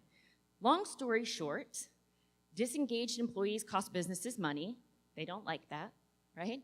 Engaged employees earn businesses money, and they like that, right? So the goal is just to enhance engagement to get to those simple terms. This is stuff that I pulled from Gallup, but again, the other presenters this morning covered a lot of that, so I don't feel the need to waste the time. Plus, you're here for a reason. You're probably a nerd about the employee experience anyway. So the thing with engagement is it means different things to different people. So I could go around this room and ask each and every one of you, how would you define employee engagement? And some will be on the same page, some will not. That's all okay. But I want to talk about some of what I hear out there, or when I take a look, take to Google and see what you can come up with. So I was talking to a friend years ago about working in the employee engagement space, and she does not. So she works in marketing, and one of her reactions was, oh, for clients, you could create a ring box and send it out, because her head went here. So you could create this, like, you're proposing to work with them, you'll send this out, and my immediate reaction was, ooh, because I thought engagement and employee engagement are two very different things. But then when I took a step back and thought about it, I realized, maybe they're not that far off to Talia's piece about dating, right? Like it's a commitment that we're making. We're on this path together, working towards some common goal. Obviously, there are a lot of other factors at play that I'm not going to get into here, but that is one way that folks think about it. The other one that I often hear is happiness. So we've heard I'm sure the phrase that HR is responsible for employees' happiness. I disagree on that front. I am responsible for one person's happiness right now, and that's mine, and that's difficult enough. I don't need to take it on for the rest of the world. However, I do believe that we have a responsibility to create the environment for those people to be happy in whatever way that looks for them. So whether it's opportunities for learning and growth or the ability to be themselves at work, however that can show up. So if we're interpreting it in that way, then I'm on board. But other than that, there's some people that you can set up everything for them to succeed and they're still not going to be happy about it. I'm not going to take it on for those folks. So for our purposes today, employee engagement is the employee's commitment to the organization and its goals. So that's what we're talking about. So it's not the same for everyone. So just like there's different definitions of engagement, the way that you bring it to life is different for everyone. So if you thought that I was going to stand here and tell you that I have the answer or the key or the solution, you're wrong, and I'm sorry. If you want to leave now, go ahead, but then you're missing out on some great people later. So the thing is, what engagement looks like for me and for you could be different, and that's the same for everyone on your team. And it can be a challenge, right? So one person's super excited about a wellness initiative and another person has no interest in that whatsoever. Just like one person is so concerned about flexibility and another person not so much. So it's really how do you get to know the individuals in a way that you're able to deliver on what matters most to them. So I want to tell you a story about this program that I built many moons ago. Before I do so, who in the room, show of hands, has either received at some point or receives now the SHRM Top 10 Books of the Month email? Right, we know it. Okay, I've got another one for you. Who in this room can say without a doubt that receiving that email changed the course of their life and career forever? Oh, me and Michael. Right? I'm probably one of the few people that can say that. Obviously, I've got the story to back it up. So we're going back 10 plus years at this point. I was in an advertising agency tasked with building their HR practice. And one of the books that came through in this, top 10 books of the month was this book called Dream Manager by an author named Matthew Kelly. He's a consultant that works out of Chicago, I believe. And basically, this is a fictional tale of a janitorial services company and some of the things that they did to attempt to remedy the turnover issues that they were experiencing. One of which was hiring a life coach to help their people achieve their personal dreams and goals because it then made them better, happier employees. So there's a strong connection between the dreams we chase personally and how we show up at work. Now this is when I read this, that's when I basically made the transition into the Man from Pretty Woman because I thought, wow, what an amazing concept. Or like, how could anyone want to do anything else, right? You're going to achieve your dreams, you're going to be at work, they care about who you are, they're investing in who you are as a person. It's not just about what you do for them every day. And I spent probably several months, one, buying copies for all of the leadership team and sliding them on their desk and saying, wink, wink, I think you should read this. Building what I thought would be the effective launch for that. And then rating everything on coaching that I could get my hands on. So happily, I was given the green light to launch, and within this first organization, when I was still in-house, I think I had about 30 people out of 60 enrolled in the program. And it has grown leaps and bounds from there, obviously within different organizations. So my program is called Dream Navigator, where again, I offer coaching for people's personal dreams and goals outside of work, but while they're at work. So it can look different for different organizations. For some people, they pick 10 folks to do a pilot, and it's high potentials, or I hate that phrasing, but you know what I mean. and I'll talk to them once or twice a month on helping them get to whatever those goals may be. And this can be anything and everything from habitual things, like helping someone pack their lunch so that they can either save money or eat healthier, to paying off student loans, buying your first home, planning your wedding, writing a novel, volunteering. I mean, it runs the gamut in terms of area of focus. And I'm sure you can see that here, right? There's just so many different ways that this can come to life. But I thought I'd share some stories because usually that makes it hit home a little bit more. So I'd like you to meet Betty. Betty was someone's dream, and how could she not be? So I had one of the VPs reach out to me and say, you know, I'm really interested in this program, but I feel a little silly because my dream is to adopt a dog. Well, one, no dream is silly. Two, I'm a dog person, so clearly that dream was not silly at all. And what we did was work with one another on that process. So we spent time, you know, we met and she would go and do research on what breed is appropriate if I live in a condo. What are the average costs of the first year of pet ownership? And we went through that whole process. Inevitably, during the course of it, she met Betty, fell in love, and they are together to this day, happily ever after. I would also like to say that then I think prompted several other dog adoptions in the office, and there were jokes that that was really my plan all along. But again, it can start with things like this. This is a novel that was written by a web developer that I worked with. It was his dream to publish a novel, and we worked together on all the pieces of it, right? The accountability piece. All right, where's chapter 12? To let's research editors. What should your pitch letters look like? Down to him saying, I want to have a designer work on the cover. And I knew that I had a designer in another city, also enrolled in the program, who wanted to work on a book cover. So I said to both individuals, hey, are you, your dreams are confidential. Are you comfortable with my partnering you on this? I think you could help one another out. They said, sure. And lo and behold, Trackwalker came to life. So this one especially, for the organization, it was cross-department, cross-office, individuals who the likelihood, just based on the nature of the work that they did and the clients that they worked on, probably never would have interacted, but then build a relationship. And then I have the great story of Abby. So often when I introduce this program somewhere or talk about it with a CEO or executives, the reaction is, oh great, they're gonna get in a room with you, they're gonna tell you that they hate their job and it's not their dream, and you're gonna coach them out. And what I say is, you're not completely off base, right? That might happen with some of your people.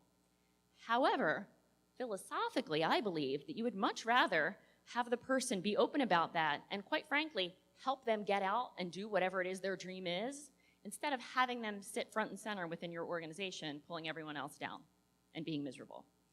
So, enter Abby. Abby is a woman who was working as a strategist within an ad agency that I was working with, and her dream was to perform. She's a very talented singer.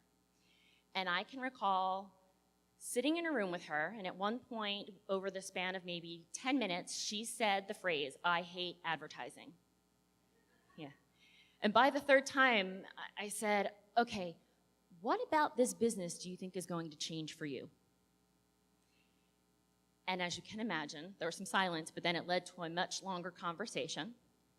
Fast forward to a few months later, Abby did choose to move on. This image here is from Abby's first cabaret in New York. Notice I said the first, not her only. She is now living that dream that she talked about.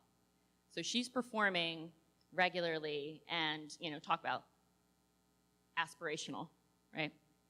But she left on good terms with the organization and vice versa. So if down the line she wanted to refer a friend to work there or a client to partner with them, et cetera, she fondly remembers the company that helped her get to that point. So in all of this, I don't want us to forget that we're employees too. Because often we do, right? We're always focused on them, doing what we can to bring the best experience possible for the employees, but we've got dreams as well, and they matter just as much. Sometimes I might argue more so, because if we're miserable, we can take everyone down with us. But I want you to think back to those dreams that you wrote on the back of the postcard. What will it be like when they come to fruition. Like, get in touch with what that's going to feel like. How awesome will it be when you've achieved, when you go on the trip of a lifetime or do whatever it is that you're hoping to do, start your own business. It's pretty amazing. Now also think about how you would feel if your employer supported that in some way, shape, or form. It doesn't have to be through hiring a coach, though. That's obviously one option. It could be, I don't know, scholarships for people to go on to explore different alternatives, or even just having dialogue openly about what people's dreams are and enhancing the experience. So as you can imagine, it's been pretty impactful. Now, I'm not just going to sit here and tell you stories and say, it is what it is, there you go. I have done surveys of participants, and again, hundreds of people have been in this program throughout the last 10 plus years. And did a survey a few months ago, and quite frankly was a little bit astounded. You hope that it's doing the work that you wanted to do, but you don't always know until you get the statistics. So 100% of participants in the program recommended it to their friends, family, and colleagues. 100% of participants in the Dream Navigator program would recommend it as a meaningful benefit to their employers. 95% of employees stated that being in the program helped them grow as an employee. 93% said that making progress on their personal goals improved their work performance positively. And then 95% of participants said that being in Dream Navigator impacted their overall happiness. So this is doing what we want it to do. There was also a question specific to engagement, right? So scaling on a scale of 1 to 10, 1 being not at all, 10 being absolutely. This participation in this program impacted my engagement in my role. The average was an 8.5. So it's delivering on what we want, and we know that this is not an easy problem to solve for. So beyond increasing engagement, it also helped with recruitment. I'm sure those of us who are recruiters in the room know it didn't necessarily hurt to be able to say on the phone, oh, and as a part of our benefits offering, we provide a life coach to help you achieve your personal dreams and goals. Right? That went over well. It helped with retention. There were plenty of opportunities within these conversations that people would bring up. Yes, I'm on this team now, but I'm really intrigued about working in this one. Is there any way that we can make a transition? And those occurred. And the likelihood of you keeping that person, had they not felt like they could have that dialogue openly and safely, wouldn't have been good. There's also the ability to get a lot of employee insights from this, especially as I work with folks now. When I have my partners in HR, I can say, all right, out of the people you have in this program, more than half of them are working on paying back their student loans. So it might benefit you to bring in a student loan specialist or a financial advisor or someone who can really dig deep with them on this. So you get that kind of insights. And then again, if you're helping them achieve their personal dreams and goals, they are delivering on the goals for your organization. So the thing is, you've got options, like I said at the start. This is not the end-all be-all. This is not the only solution, and it may or may not work for everyone. But what I find happens, or it did when I was in-house, was that you do a lot of assuming, and you know what they say about assuming, that this needs to be a massive endeavor, right? It's got to be a big launch. It's got to be this huge program. It's got to be, it's going to be all this time and money and technology. And then inevitably, when you're thinking about it that way, it becomes overwhelming. And when you're overwhelmed, you probably shove it down to the bottom of your to-do list in a way that if you were thinking about it differently, perhaps that wouldn't be the case. Because it doesn't have to look like this. It doesn't have to be something major. If you think back to how this program started, it was me reading an email and buying a book and going, I think this could be interesting. Now, it's not all on HR. I think part of it is, embracing that mentality of being curious and looking for opportunities, but also encouraging that behavior in your employees. So if your goal is to get them to think differently and come to, let's say, a day like this and come back to the office and say, hey, this conversation I had today sparked an idea. Or here's something that I read recently and I think would be cool for the organization, so that you've got plenty of brains thinking on it beyond your own. Here's what I think we do need to do. Create space. What I mean by that is space in their days, space in terms of the environment that came up earlier, but if your people are in meetings 110% of the time and have no ability to breathe or think ever, they're not really going to be coming to you with more ideas or going above and beyond or even able to meet their own learning and growth objectives. So doing what you can from your role to create space and time for them. Focus on learning and growth. So whether that is saying, hey, as an organization, we're doubling down on this. We know how important it is to you, and it is incredibly important to us. And I get that this is a spectrum, right? It could be tuition reimbursement or a certificate program or conferences that have a price tag. But we all know that there are so many ways to learn at our fingertips right now that do not have a hefty price tag associated with it. Like it could be, we all like this one leadership podcast and we talk about it once a month. It could be just so many different things. It could, you're just buying, book club, come on. There's just so many options, but I think saying as an organization, this matters to you so it matters to us, and really putting your money where your mouth is speaks volumes. And then bringing the outside in. What I mean by this, and I can only speak for myself, but I've worked with a cast of characters in my day, and they all had different interests and passions. And I've had scenarios in the past where someone who felt a little bit stuck in their career wasn't sure what to do next.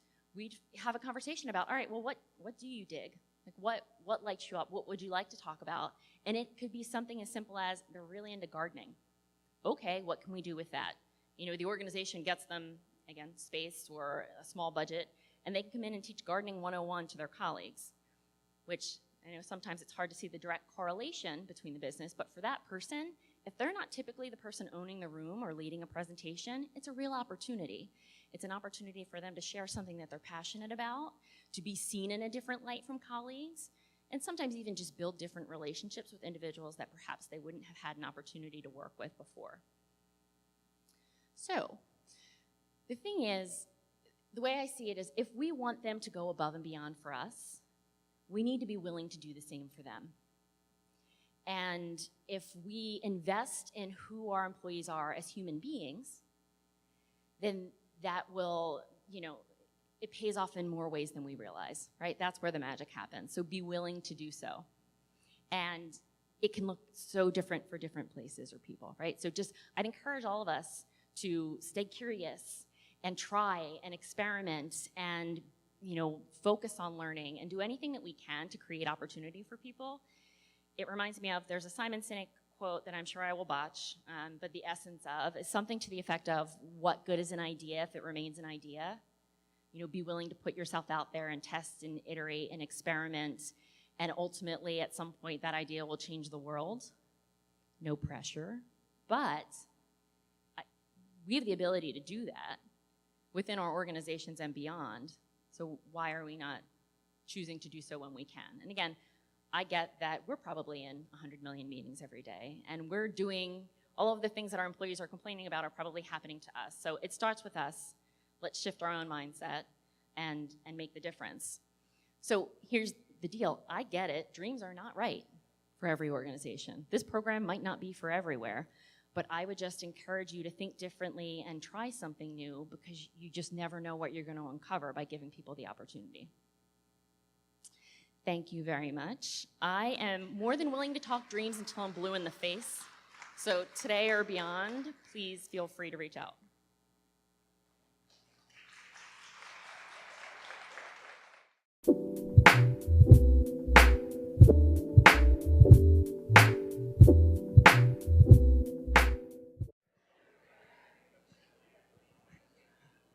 Again, making the parallel between the customer and the employee sides.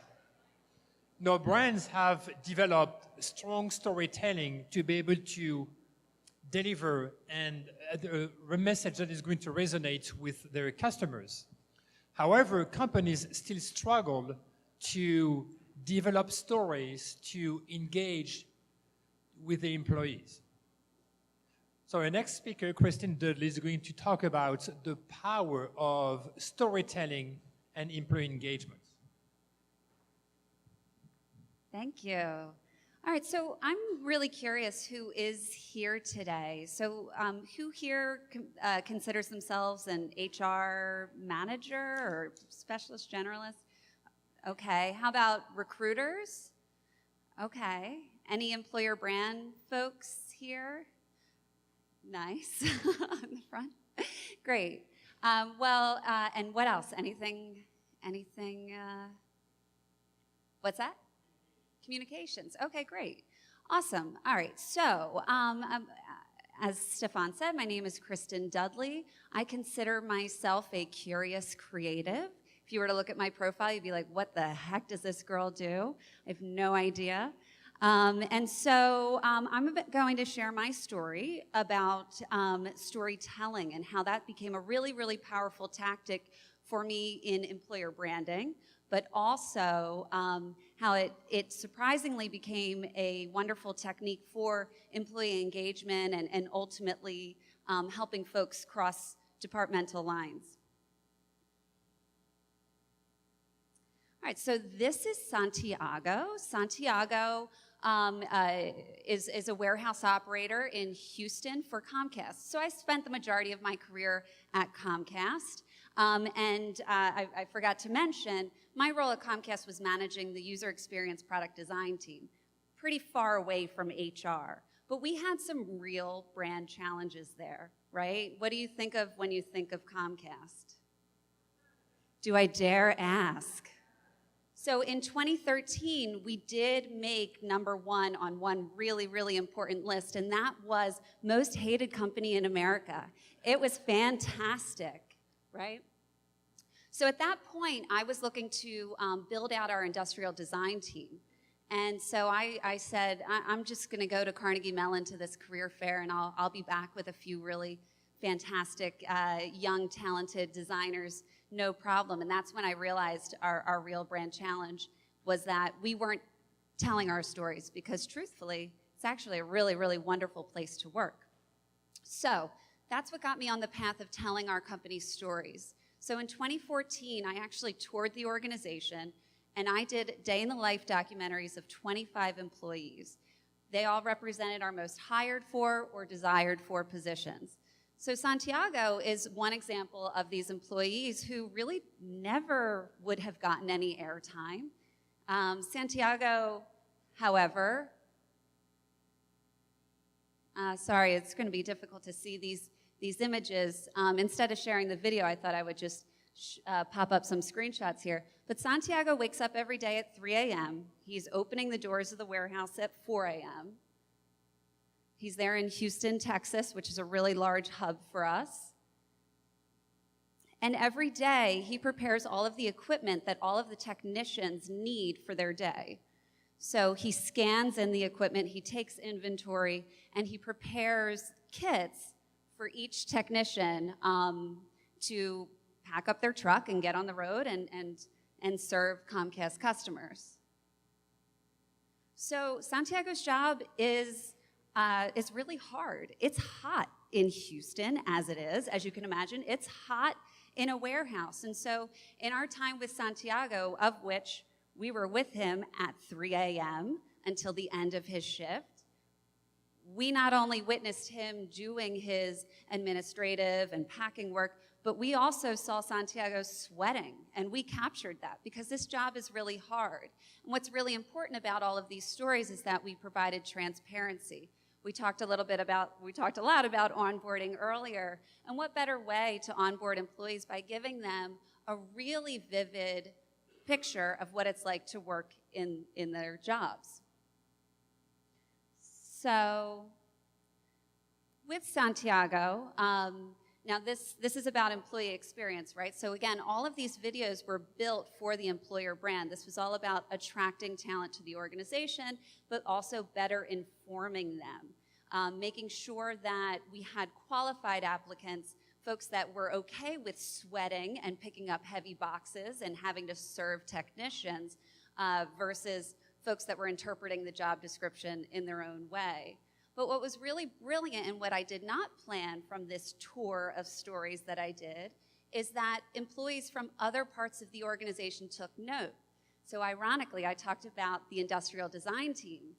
So the lead industrial designer, the guy that designed your voice-activated remote, which some of you may have and love, he lives not too far from here.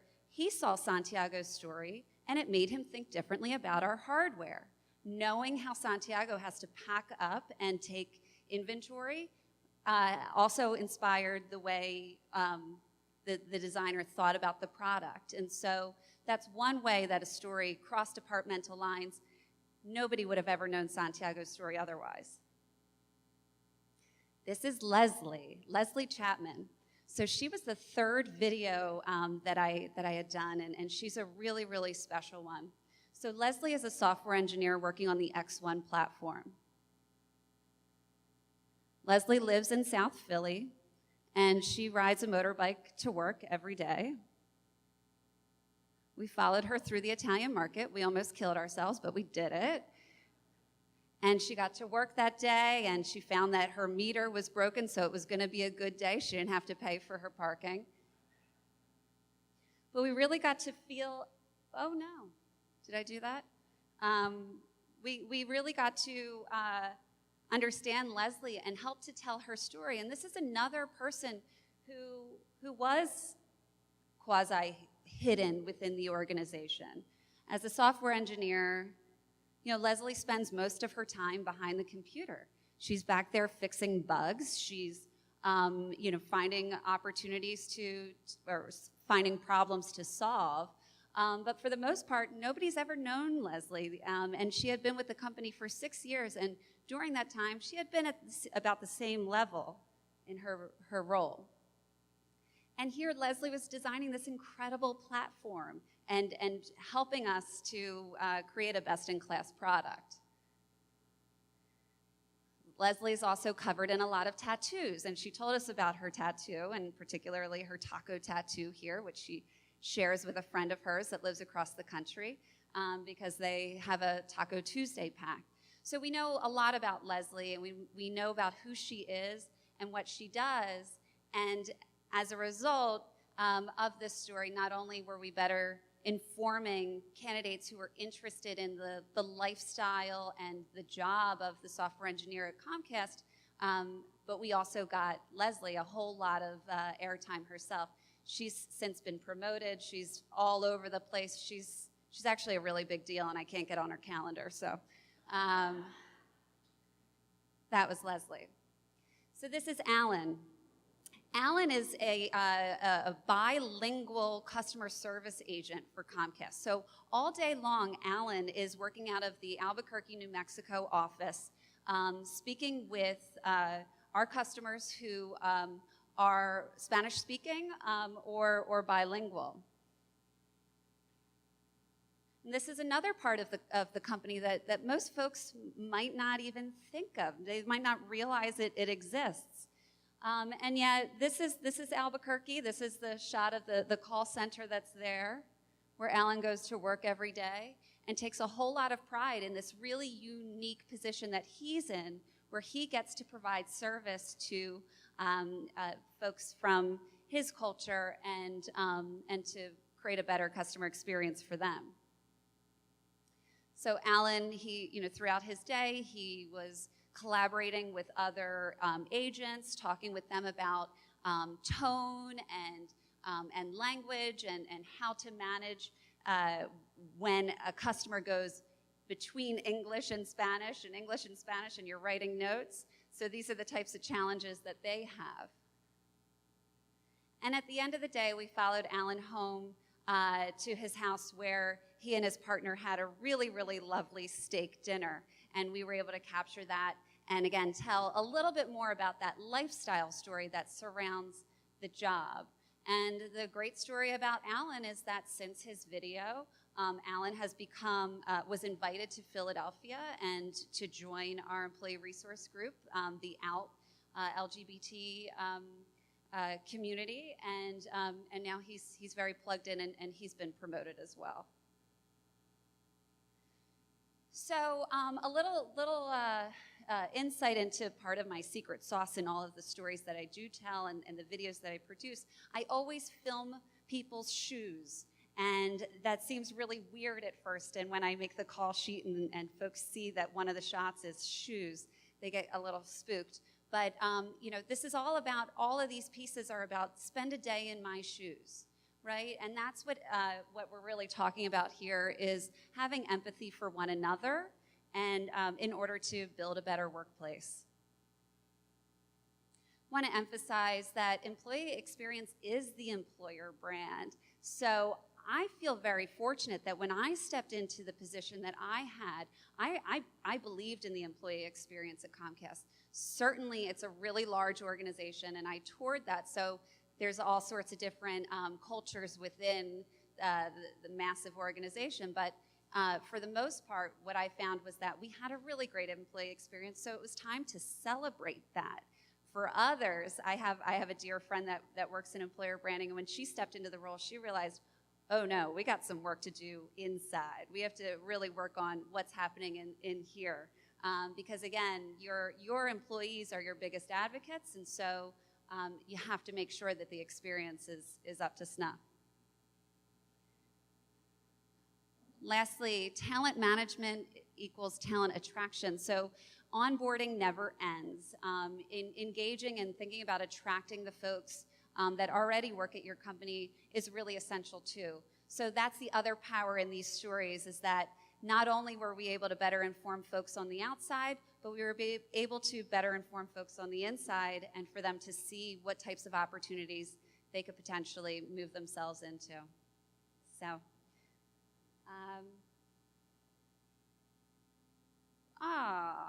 darn.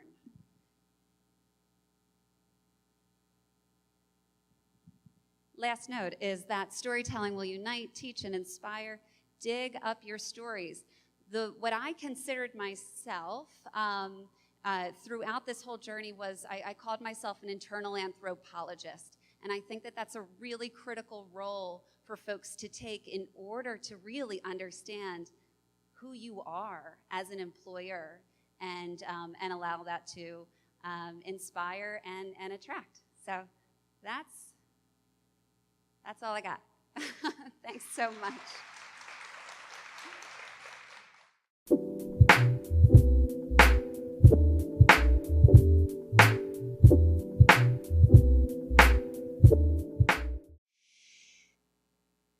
You see how that worked? It actually works. So, hey, first of all, I'm back, and thank you. Chris Powell and I get the great pleasure of facilitating a panel of some awesome, talented ladies. And we're going to have a conversation around diversity and inclusion vis-a-vis to the employee experience. And as we heard throughout the day, there's many, many aspects about the employee experience. There's the journey from when you're hired to when you transition. There's the data, there's the experience, there's the environment, there's an onboarding. There's a lot to this. And one of the things that you heard me talk about earlier, organizations are human systems. Therefore, they're sensing and feeling systems. And from our previous speaker just recently talking about the stories. And these stories create experiences. And one of the favorite things I have in my head these days is thoughts become things. Thoughts become things, so choose the good ones. And so as we start thinking about the employee experience, think about it. There are thousands of people, hundreds of people working in your organization every day. Each one of them is unique, right? And so we're asking each of these individuals to bring their uniqueness to work, to be a part of the collective called the organization. And so if we're trying to define and deliver an employee experience that attracts and retains and engages employees so that they can thrive and produce and perform, then what does that mean from a D&I standpoint? I mean, when I start to think about it, think about the uniqueness of us, right? If I talk to each one of us, there's no one of us that's the same at all. So as an organization, you're thinking about your strategy of how to leverage diversity and inclusion in your organization to drive the employee experience. How does that happen? So we've got a great panel here that's bringing perspectives from 3 different types of organizations, from the small to the nonprofit to the large. And so we're going to have a conversation about that today. And so I'm going to ask each of you to do a quick intro, and then we'll jump into the questions. And let's start with Ms. Raspberry. Thank you. Hello, everyone. Nobody say hello. My name is Tamara Raspberry. I'm an HR manager with a nonprofit organization in Washington, D.C. called the National Community Reinvestment Coalition. I have been in the nonprofit sector for pretty much the entirety of my career. I've been in HR for, I'm not going to tell you how long, it's been a long time. And I'm happy to be here. Hello again. I'm Lisa Smith-Strother. As you know, I work at RELX, and I neglected to mention that the office that I work at is in Elsevier, so that's right at 16th and JFK. But I head up their global employer brand, diversity talent acquisition brand, and university relations branding.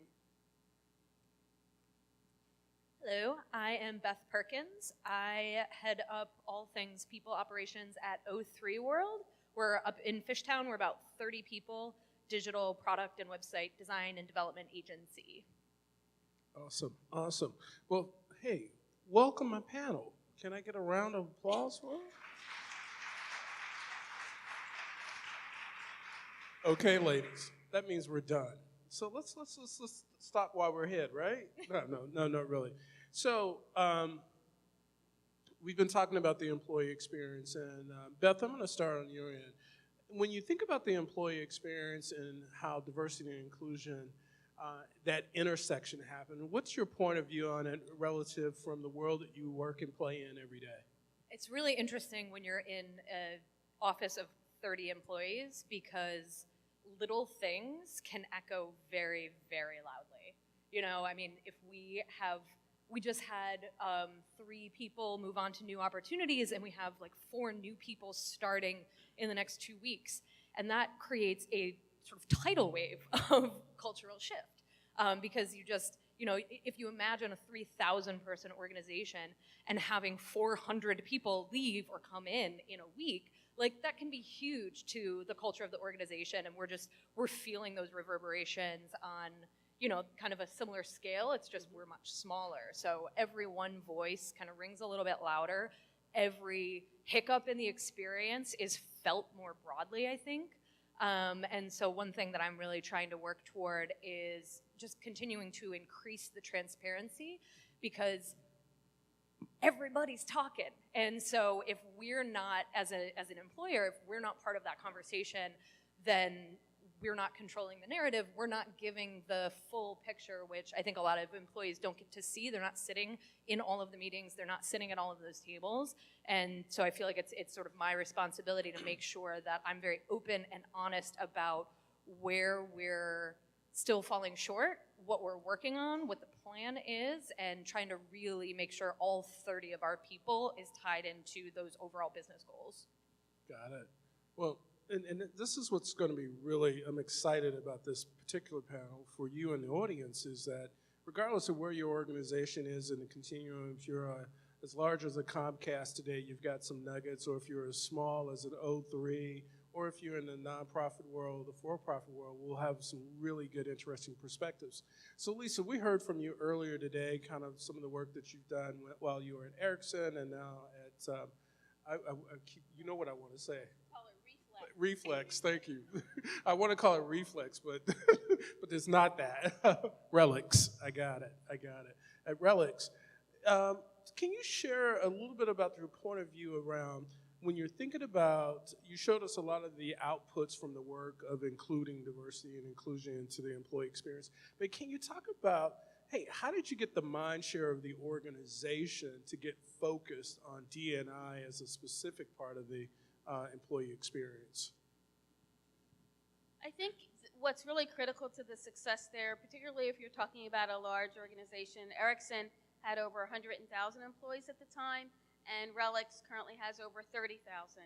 And what's really important is that you have senior leadership engagement and active participation at that level. I mean, first and foremost, that really fosters the transparency, the authenticity with the employees. I mean, when employees are coming into a large organization like that, they want to hear what the senior leaders are saying about diversity. They want to be able to familiarize themselves with diversity practices and policies. They also want to see about what employer resource groups are there and if they can connect or identify with them. So I think it's about the infrastructure and how employees can see how diversity is genuinely embraced and reflected. Yeah, I mean, you said something there, Lisa, that just kind of rang true. I think many of us remember the story not so long ago at Google, where the individual manager stated that his point of view around women in the workplace. And a lot of people gave the Google leadership team some slack, whatever. They were like, oh, they should have done more. But the one thing that was really interesting about the Google, this case study here that we're talking about Google, is that they were very clear about what their cultural norms and values were in respecting and creating a place where people could feel safe and belong there. And so when you were talking about getting that senior leadership buy-in, I think that's where it starts, right? Because back to, having a strategy and a place in mind. Yeah, I mean, I think it's Diversity Incorporated has a list of best practices. Senior leadership, CEO involvement is right at the top, a diversity supplier, full embedding and engagement at different management levels. So you do have mentorship and you have promotion opportunity. Obviously, communication is the key. So I think if, again, from a large organization, you have the resources and hopefully the funds to support that, when you're coming into a company like that, you're able to identify just how genuine you are and if it's fully embedded in the strategy. Awesome, awesome. Now, Ms. Raspberry, I'm coming to you, but I'm going to tee you up just a little bit because I'm really excited about your perspective on this conversation. Throughout the morning, we talked about employee experience and customer experience and the connectivity there. And when I think about the nonprofit world or the agency world where you've got a clear mission and purpose, right? So how does the employee experience and diversity and inclusion all intersect there in terms of your overall delivery and advocacy model that you guys are moving forward? I would say, from my experience in working with a nonprofit organization, especially a mission-driven one, because there are different types, one thing that we need to be mindful of when we think about diversity is the audiences that we serve. So if you have an employee base that cannot at all relate to the audience that you serve, then it's not really helpful to those people. So we think about hiring from within, our area where we are locally, but we also think about the communities, hiring from the communities that we go into and serve, to make sure that we have people with broad perspectives. Yeah, I think one of the things that having worked with a lot of nonprofit mission-focused or purpose-driven organizations, that alignment around the connection of the delivery model, which is mostly through people, right? And creating the type of impact you want to have in the marketplace. One of the things that we've talked about a lot in the space of diversity and inclusion. Many of you guys are familiar with Maslow's hierarchy, right? Right. And so if you, depending on how you want to break it up, I'm not going to go through all of the levels, but in basic elements, we're talking about the first level is around safety. How do we create safe environments for everyone who's working in the workplace to be able to show up, and as I like to say, show out in a good way, not in a bad way. And then the second part of that, big part of the journey in Maslow's is around creating a sense of belongingness or inclusion. Because if we've got the safety and we've got an environment where you feel like you belong, guess what happens? You're able to self-actualize, you're able to be creative, you're able to produce, you're able to be more engaged, more aligned, more alive. And so, guys, I'm going to open it up from here and let you guys just go. I got the clock, but I'm going to let you just go. With that in mind, how does that start to show up? If we're trying to create environments and organizations where people can feel safe and belong so they can self-actualize, how does that look across this continuum, what we call diversity? I mean, geez. I mean, the expansion on diversity is just, I don't have enough acronyms anymore. So how do we address that vis-a-vis with all of the uniqueness that's in the workplace? Okay, I'll start. I think, I have a lot of ideas about that, but one thing when you bring up safety, safety is paramount. people definitely need to be able to feel that they can come to work and be themselves and speak their minds and share their ideas and everything like that. So creating a culture in which people feel safe to do that opens it up for inclusion. I'll give you an example. My good friend over there, John, teased me earlier because he said, my hair's been the same color for a minute and I usually switch it up. My hair's been purple, it's been pink, it's been lavender, it's been a lot of different colors, and my job's never said anything about it, as they should not have. But that's just a small example of them letting me be free to express myself, you know, the way that I want. And I feel every person has a thing like that, that they want to come. I'll have tattoos. Some people want to wear certain clothes as long as it's not, you know, not good clothes. But however people want to express themselves, they should be able to do so. But I think that a lot of times when we think about diversity, we're always thinking about like race, gender, disability, and we also have to think about diversity of experiences, diversity of thought, diversity of everything basically, and how people communicate with each other, how people experience each other, and not let certain voices be louder than other voices. Everyone deserves the right to be heard within their workplace, and giving everybody that same voice helps with employee experience. Yeah. So that really ties into a lot of the conversations I've been having recently. I work with a lot of introverts. And you're right, I think a lot of the time the conversations around diversity really does focus on gender identity, race, disability. But I've started to really pull into focus this thinking about introversion as a diversity point. And introverts are at a natural disadvantage, you know, because they're not going to be the loudest voice in the room, but they have so many great things to say, often more great things than the people who are always talking, because they're the ones that are in the background listening, taking it all in and processing. And so I've been having a lot of conversations pretty openly about how can we better support the introverts and create safety and belonging for them. And I keep coming back to this idea of like, you guys, everybody wants to look to the top and say that's where culture comes from, and it's true in part that leadership plays a big role in what the culture of the organization ends up being, but you can grassroots it. And as a team of people, if there's something, as an employee, if there's something in the organization that you don't think is right or you want to change, start talking about it. Find allies, have the conversations, and watch it just snowball and grow. Like, I'm already seeing those conversations happening pretty openly with the really loud leaders in my company, where they're starting to self-police and be like, oh, you know what? I should stop and I should let this person talk because I know they'll never talk over me. But if I pause for a second and point at them, they've got something interesting to say. So I think that, you know, that's a good example of how just having the conversation can really slowly affect these changes from the bottom up. I could just add to that, because I consider myself an introvert, and it's quite difficult for me to be sort of socially out there. I just force myself to do that. But I would say that I've been quite fortunate, because the various roles that I've had, the managers have sort of identified that and allowed me to find my way and express myself and not hamper me in that way.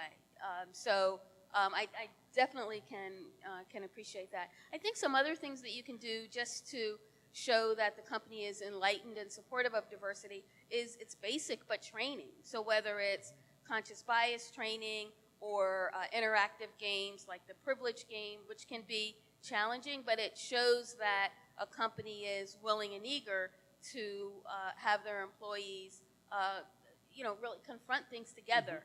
And I mentioned before employee resource groups. I think they're a great resource for all segments under the D&I umbrella, and that also I think supports diversity. I think each one of you hit on something that's really interesting in this conversation around diversity and inclusion, is the diversity of expression, right? So this gets back to the whole setup, is that each one of us is unique, so we're going to express ourselves differently. And what's the tolerance level within an organization to allow how much of that before you have what I call tissue rejection or organ transplant rejection. You know, it's like, hey, I mean, I've been there, right? I've been in an organization where, hey, the way I express didn't necessarily sit well, gel well, you know, fit. And eventually there was tissue rejection. I left, right? Or it could have turned out worse where they asked me to leave. So, and when thinking about the employee experience, how do we build in the capacity to accommodate all of this uniqueness of expression and demographics and experience and perspective? I mean, these are big challenging things for an organization, because most organizations are trying to create some degree of normalcy, and there is none. So talk to me about that, right? You know, how are you thinking about it? How are you kind of massaging and moving through, I don't want to call it the morass because I can see light, but how are you moving through that in the work you do, or at least sort of the thought leadership you have around the space?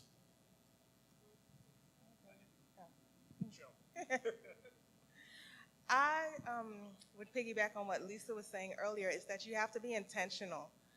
A lot of times we just think the people come to work here, so they must like it. They're still here, so they must like it.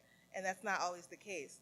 And when you want to create environments or cultures that are inclusive, you have to be intentional about it. You have to make sure that you are creating spaces where, like you said, a leader might realize, oh, I usually talk over people, let me step back. Or usually only certain people usually come to our social outings. Let's make sure maybe it's because we only do this type of thing. Like, for example, at my workplace, a lot of our social outings happen at bars. Some people don't drink. So then I said, we got to start doing other stuff that other people, you know, would be comfortable doing. So you have to really be intentional about the types of things. Look at the issues at your organization. Look at who's not fitting in or who feels like they're not fitting in. Talk to people. Get a pulse. See how people are actually feeling. Don't assume. Don't ever assume that people are okay with how things are going just because they show up. Talk to people and then be intentional in the choices that you're making on how to make them feel included in your work environment. Just to piggyback onto the intentional aspect, if you think about all of the segments under the D&I umbrella, certainly thought is a, you know, how people think differently, how they work differently, but the usual ones with the generation and the ethnicity and the gender, differently abled. I think if you really seek to have programs that will support outreach to them, then it helps ensure that you're not overlooking them. If you just focus on gender, then you're not thinking about those that are differently abled. You're not thinking about nationality or ethnicity. You're not thinking about those that are skilled differently, or those that work from a different geography, or if they're remote workers. But if you intentionally look at all of the segments under the D&I umbrella, all of the ways of working, all of the variety and the differences, and then have programs that specifically identify them. I had mentioned podcasts. If you literally have sessions or podcasts where you're reaching out to these individuals so that employees can learn more about them, I think that helps, and it shows a bit of awareness and sensitivity. And I think, and this might apply a little bit more in a small company where, like, I'm speaking from an experience of, I'm a team of one. Like, I don't have other people in my department to turn to and say, what do you think we should do?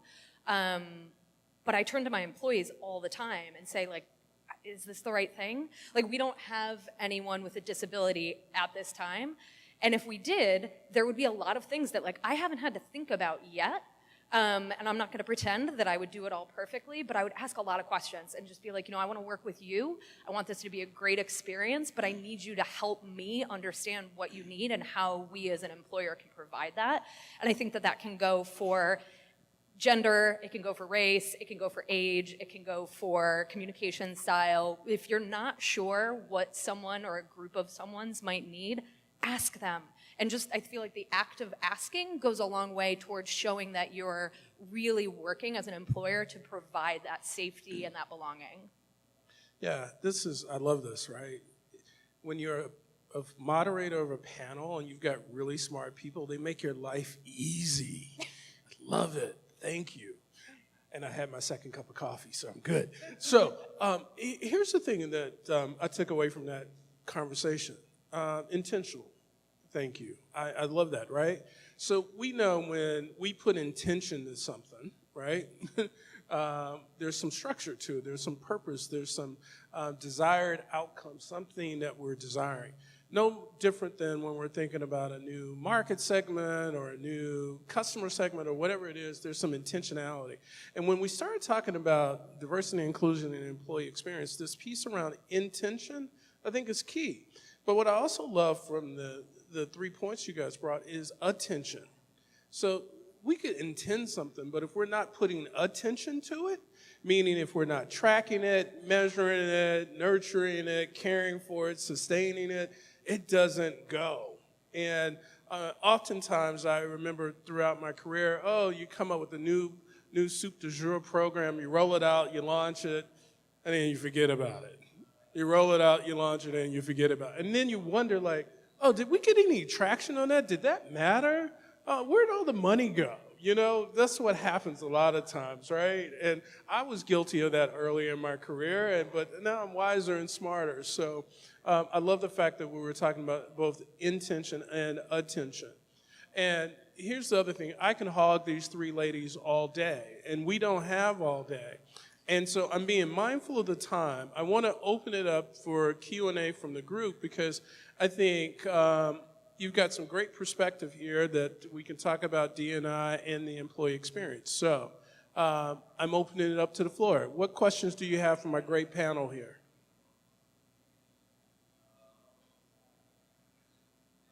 All right, did I put my plant in the audience? Where is my plant?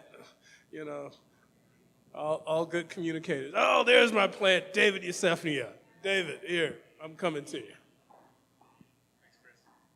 You guys talked a little bit about introversion. Have you seen or looked at like workplace design, like the physical design of the workplace and how open floor plans impact introverts' abilities to focus, concentrate, and work?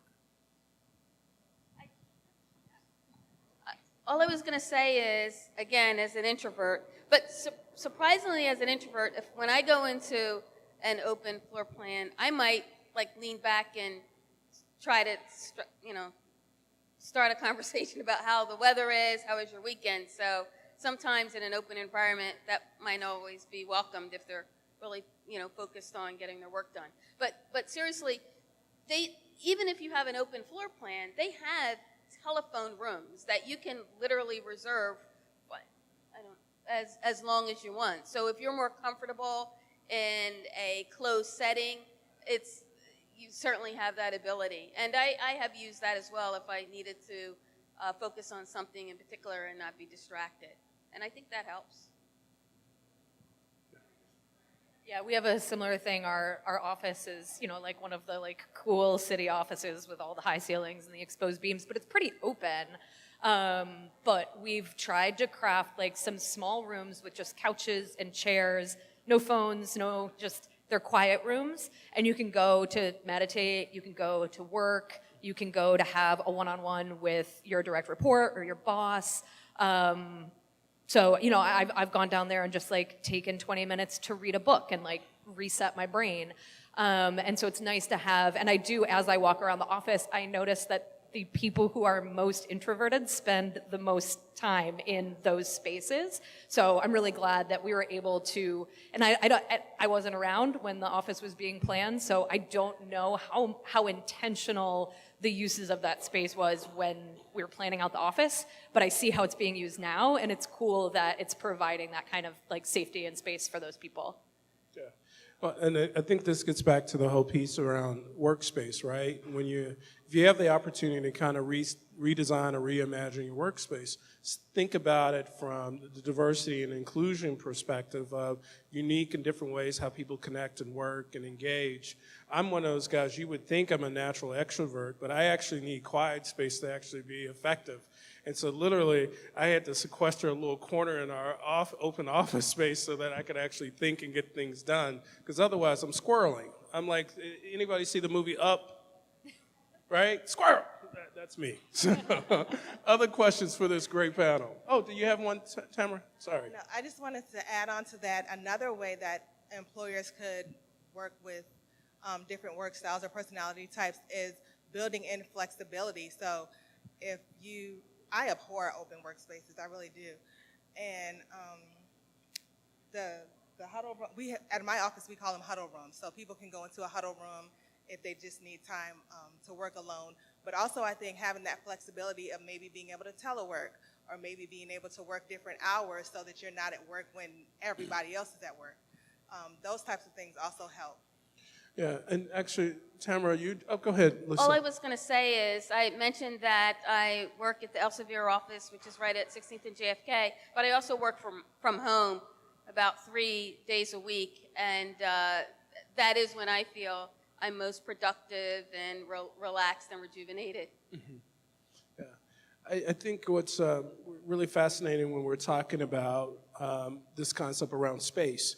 Space isn't actually just the physical space of setting in and being intentional, but it's also about what are your flexible work arrangements, what options. So back to the policies, when we're talking about thinking about the employee experience, it's space, it's programs, but it's also policies and practices that you have that allow people to be able to express themselves and optimize themselves. Because I think many, many years ago, there was always like, all right, we're gonna legislate that everybody does X, and you can't do that because it's just very difficult. You gotta create the environment almost like a Montessorian environment that it's kind of like a grocery store. You go grab what you need, but it's in the grocery store. In our business, I always talk about it's Burger King. Have it your way. It's just got to be a burger, So, other questions? Yes.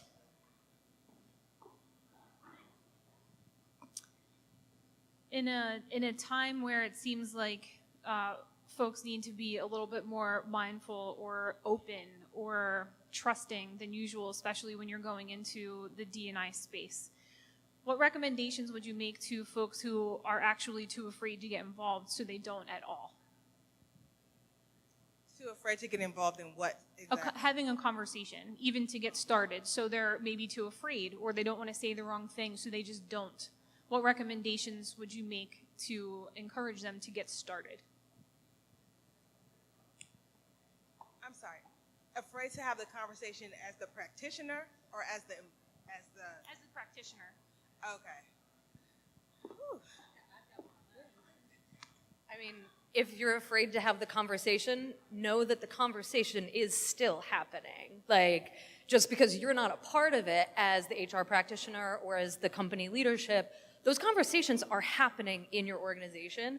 So you need to just put on your big girl pants and choose to be a part of it, because it's going to happen one way or another. But if you're a part of it, then you can help to control what happens next and have positive outcomes. Because a lot of times the people that are talking about it behind closed doors, they're just your line employees. They don't know how to affect change. They don't know how to take their thoughts and ideas and grumblings of like what they perceive to be wrong in the company.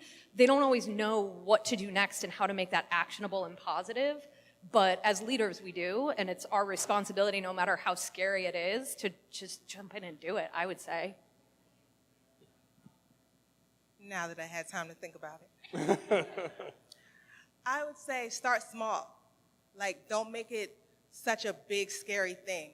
Start small. Talk to one employee at a time or a small groups of employees at a time and get their feel for what's going on. And then once you have all the feedback, then start to work. But I think a lot of times people get stuck because they think, oh gosh, I have 100 people that I have to talk to and figure out, but just start small. Talk to, because I know all of us are talking to our employees, right? We're having conversations one-on-one or whatever. So when you have those conversations, just be intentional about the stuff that you're asking them so that you can start implementing these things. And then it'll still happen. It might take longer because you're starting small, but it'll still happen. Yeah, what's fascinating to your question around the what I call the courageous conversation sometimes, right? If you think about, we've got enough examples in the current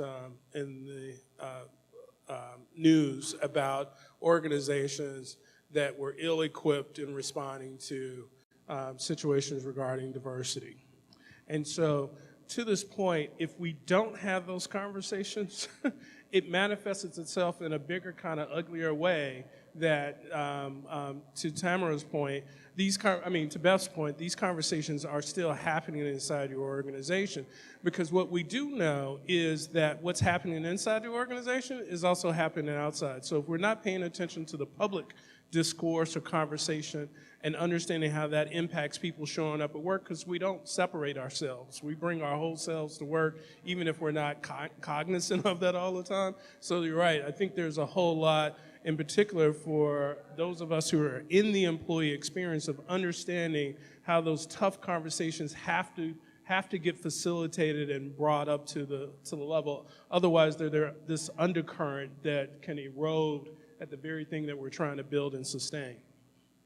I was just going to add, I don't know if it completely answers your question, but perhaps maybe to preempt some of that is, many of you are familiar with Glassdoor and other employee rating sites. It's always good to stay abreast of what's being said there, because oftentimes you can get a peek into what's going on, the sentiment, before even hearing it within your company. Yeah. I'm amazed that in our business we work with a lot of clients on being able to capture and understand what's the sentiment inside their organization. How many of them don't even have a clue of what people are saying outside the organization once they've left? So that's a very good point, Lisa, is because back to the narrative, right?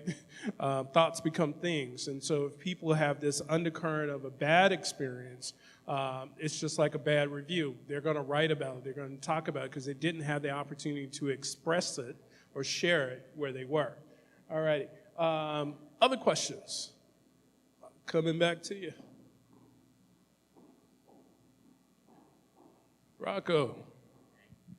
So we talked a lot today about employer brand and attracting great talent, and then skipped a little bit over to onboarding and experience and retaining that talent. When it comes to diversity specifically, it really starts with selecting the right talent, so that step between the employer brand and the onboarding. What has been your roles in that selection process to ensure there's not that unconscious bias, or you've all heard of hiring managers looking at culture fit, and we talked about assessments a little bit today. How does that selection process really set the tone for employee experience and specifically diversity? I think I had shared some of the work streams, and you identify your questions, and then you look to set upon working on a strategy and then the corresponding action steps to get there. And I believe one of the work streams was, how can we improve the hiring, right? And it talked about the various tools and the training. So from my perspective, because keep in mind I'm at the top end of the funnel, if you will, right?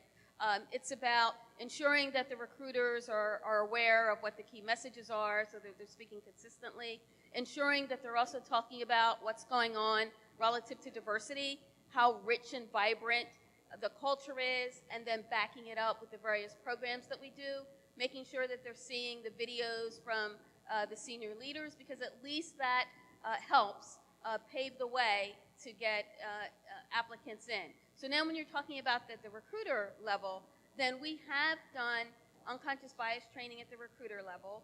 We have provided them with training at the hiring manager and the recruiter level with sort of tips and guidelines about what to look for, how to assess a diversity awareness among the candidates. And then we've also looked at certain tools. So you may have heard me reference about sort of the gender washing piece.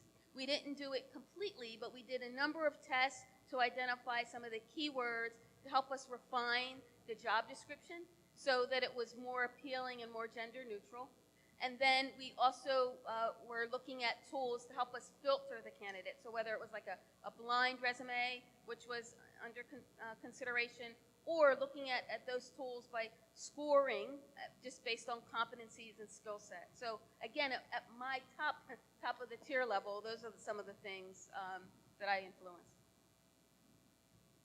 And I'm a little bit more like in the weeds with it. And something that I've done is, one, I make sure that our interview teams are diverse. If you want a diverse company, you want to reflect to whatever, and like not everybody is where they want to, not every company is where they want to be yet. You might not be able, especially if you're smaller, to reflect as much diversity in your interview process as you would like, but just do what you can. Make sure there are women and men and people of color and different ages and different personality types, and just try to show candidates a diverse experience through the interview process, because that, I think, goes a long way toward creating a feeling of like, oh, I could belong there because I sort of see myself in at least one of the people that I've met. And the other thing that I do when talking to interviewers and hiring managers, if I ever hear them say, I don't feel like they're a fit, I'm like, give me some facts that led you to that belief. And if they can't give me facts, then their belief is just a feeling, and maybe they're hungry. And I tell them that, I'm like, maybe you're just hungry, or maybe you need to re-interview this person with more intentional questions because you didn't come away with enough facts to know for sure one way or the other. Yeah, that was a big oversight on my part. I don't know if it was truly the Rooney Rule. I think you all are probably familiar with that, but certainly strive to have a diverse panel because, to your point, that's the first thing the candidates see. I agree with all of those points. Also, to speak to the piece about cultural fit, we are now seeing how biased cultural fit is. It's often used as a discriminatory tool to say, this person just doesn't meet what we want, you know, but it's not based on jobs. So one of the things, like you said, your diverse panel, I think also making sure that your questions are consistent across jobs, across candidates. One of the things that I really had to drill into my managers was you can't pick and choose different questions to ask different people based on how you feel about them. Like, you have to be consistent so that when you're rating them based on whether you would want to hire them, you're rating them on the same type of information. And like, no one at my current job says anything about like cultural fit, because we actually do have kind of a diverse staff for 50 people, but just I would say, again, as we talked about earlier, be intentional with what you're doing and trying to make sure that you're not judging people on things that aren't based on their ability to do the job. Well, I think we've got, thank you, ladies. I think we've got time for one more question. Anyone? Come, well, we'll take two. I saw two hands. All right. We'll start here and we'll finish there. Thank you. So kind of talking about diversity and inclusion, you know, what that definition was 20 years ago, what it was 10 years ago, 5 years ago today, you know, and even to the point of like, the introvert, and you know, there's more to diversity now than what meets the eye.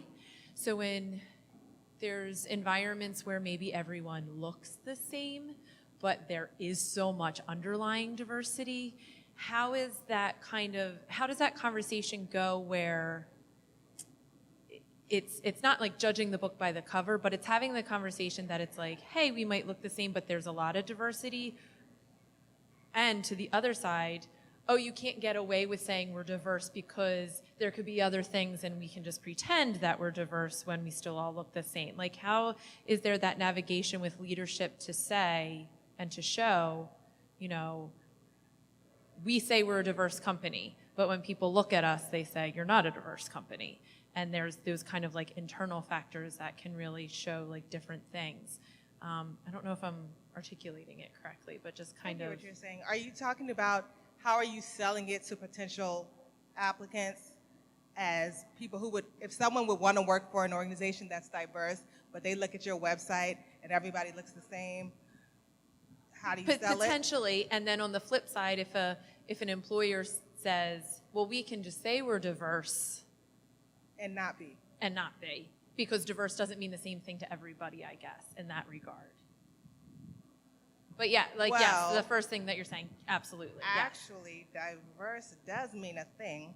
No, I mean, but like one person, it might be like, well, they look the same, so they can't be diverse. When in Right. reality, we realize that. So give me there's- an example of what the diversity is that you're talking about. So say hypothetically, it's a bunch of white men.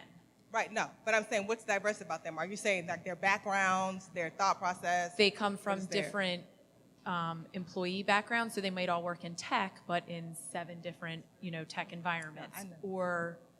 or they have different. They come from different regions of the world, or they have different educational experiences, or military or disability, things like that. That there is diversity throughout. So I would say it goes back to the storytelling. If you're able to tell stories on your website, if you have like a career page or what it's like to work here type of page or introducing our employees type of page, tell their stories, and then people will be able to see, well, yeah, this is 6 white dudes, but they're all different in some type of way. Because that's outside of the visual, knowing that background story is the only thing that people are going to be able to see before they get to the organization. Yeah, I was thinking about the more traditional diversity classifications, which I thought is where you were leading. And in the States, you have to report your numbers regularly, and they should appear on your site and in your annual report. So prospective candidates could go to your site, regardless of if the marketing or employer brand team had the resource to ensure that they reflected diversity of their images and across the site. But they can clearly go right to those numbers and say, what's the percentage of nationality, ethnicity, black, white, Hispanic, Asian? So, I mean, there's no discounting that. So I was speaking at I was at a LinkedIn conference, and I was asked, well, what happens if we literally just do not have a diverse population? What do we do? How do we get that? Because what happens is you're talking about diversity, and then it's more aspirational than actual. So then people come here and they're looking around, they're like, it's not really that diverse at all. So that goes back to, I think, being really, we'll use the word intentional again, but and committed that it's not going to be a one and done thing. You're going to have to, on an ongoing basis, almost like an always marketing, there are like 6 known diversity and inclusion events. You're going to have to be out there every month, regularly, and have it a part of your content calendar cadence, and you're regularly talking about that. You're getting guest speakers coming. So at some point, then you're at that tipping point where people are starting to consider where there's some reality here, and they really are committed. So I sort of thought you were going that way.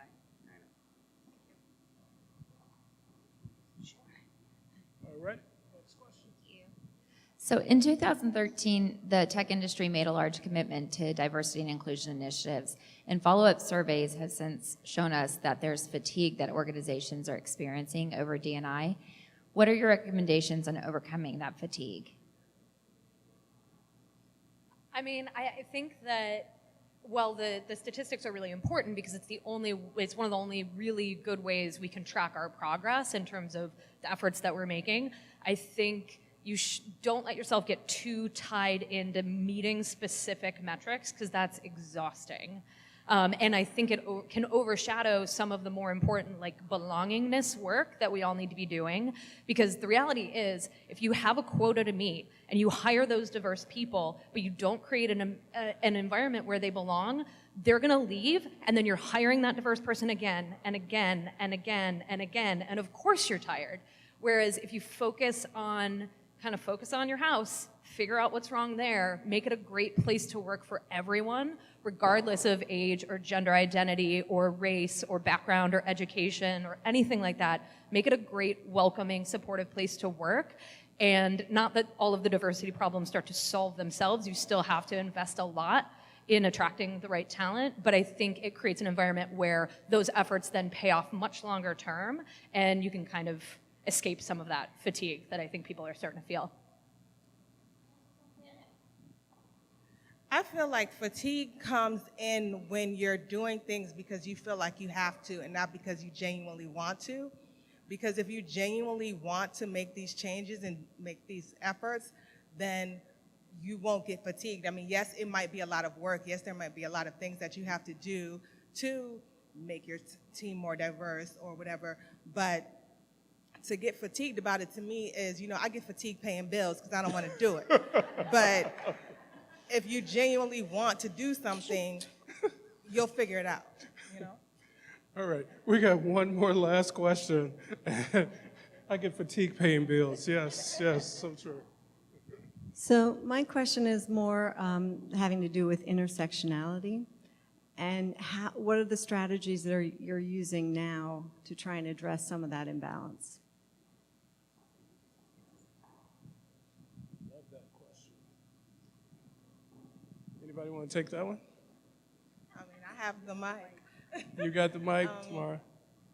I don't think it's really that much different because there's intersectionality with all of us everywhere. There's something, whether it's race, gender, religion, you know, disability or anything like that. So I feel like when you're trying to create environments where people feel safe psychologically, physically, when you're trying to create environments where people want to work there, you're automatically going to take intersectionality into account if you're not focusing on one particular type of group anyway.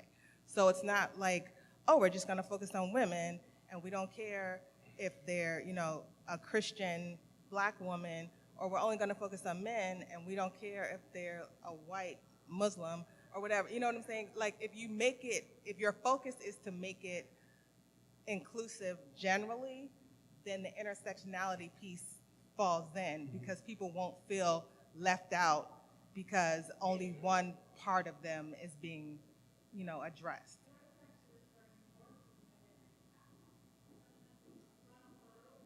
Can you give her a mic? I can't hear her. I'm caught in your response, and I'm sorry. Yeah. And I'm actually more referring to the imbalance of power, where we can front load at the lower level all the diversity, and then the top stays at a different.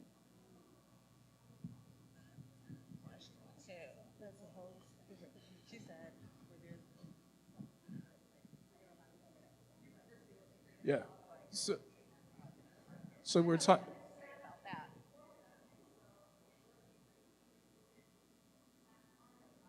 I mean, I would say you're only as diverse as your boardroom. And so if you want to say that you're a diverse company, but there's no diversity up top, then you still have a lot of work to do. And I think that it's important for us to like call each other out on that more. And it's great to celebrate the wins of like, yeah, you have all of these women on your tech team, and you know, that's fantastic, but that's not enough. The work isn't done.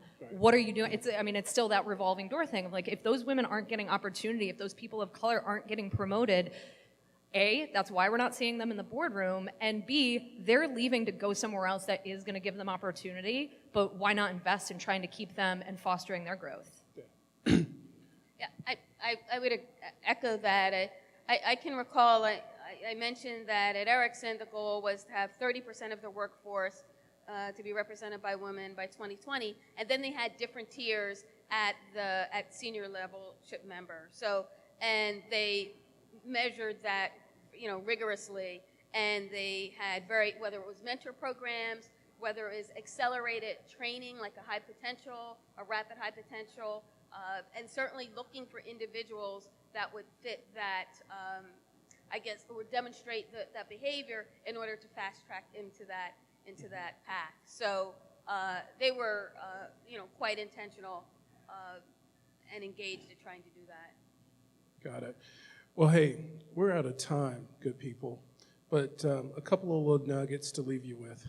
One is when you're thinking about your employee experience, be intentional about the D&I lens and how that thread should be considered as you're thinking about it. And as you can hear from the panel, there's so many different dimensions and issues and things that need to be addressed in that. I love a conversation where we get to talk about intersectionality and how it impacts pipeline and representation and leadership. this is a journey. And so to the earlier point around fatigue around D&I, any organization feeling fatigued by D&I, let's look at where they are in the next 10, 15, 20 years, right? This, you know, business is not for the faint of heart. It takes commitment and intention and attention.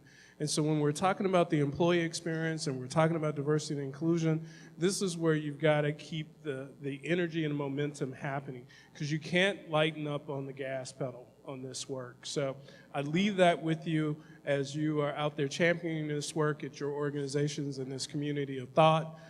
Thank you for the opportunity to share with you today. Thank you, panel.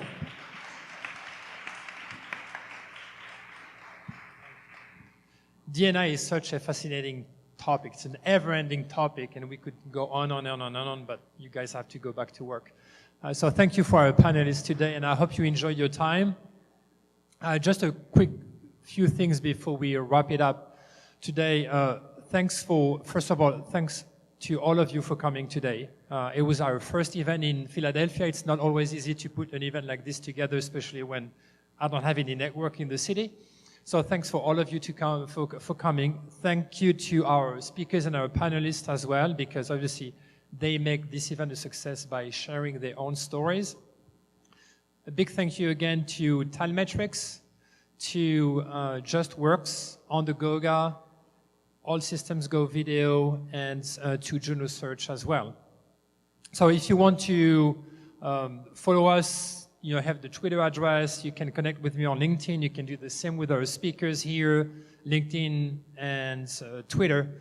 If you want to check out the podcast, it's EXpodcast.com. Pretty simple URL to remember.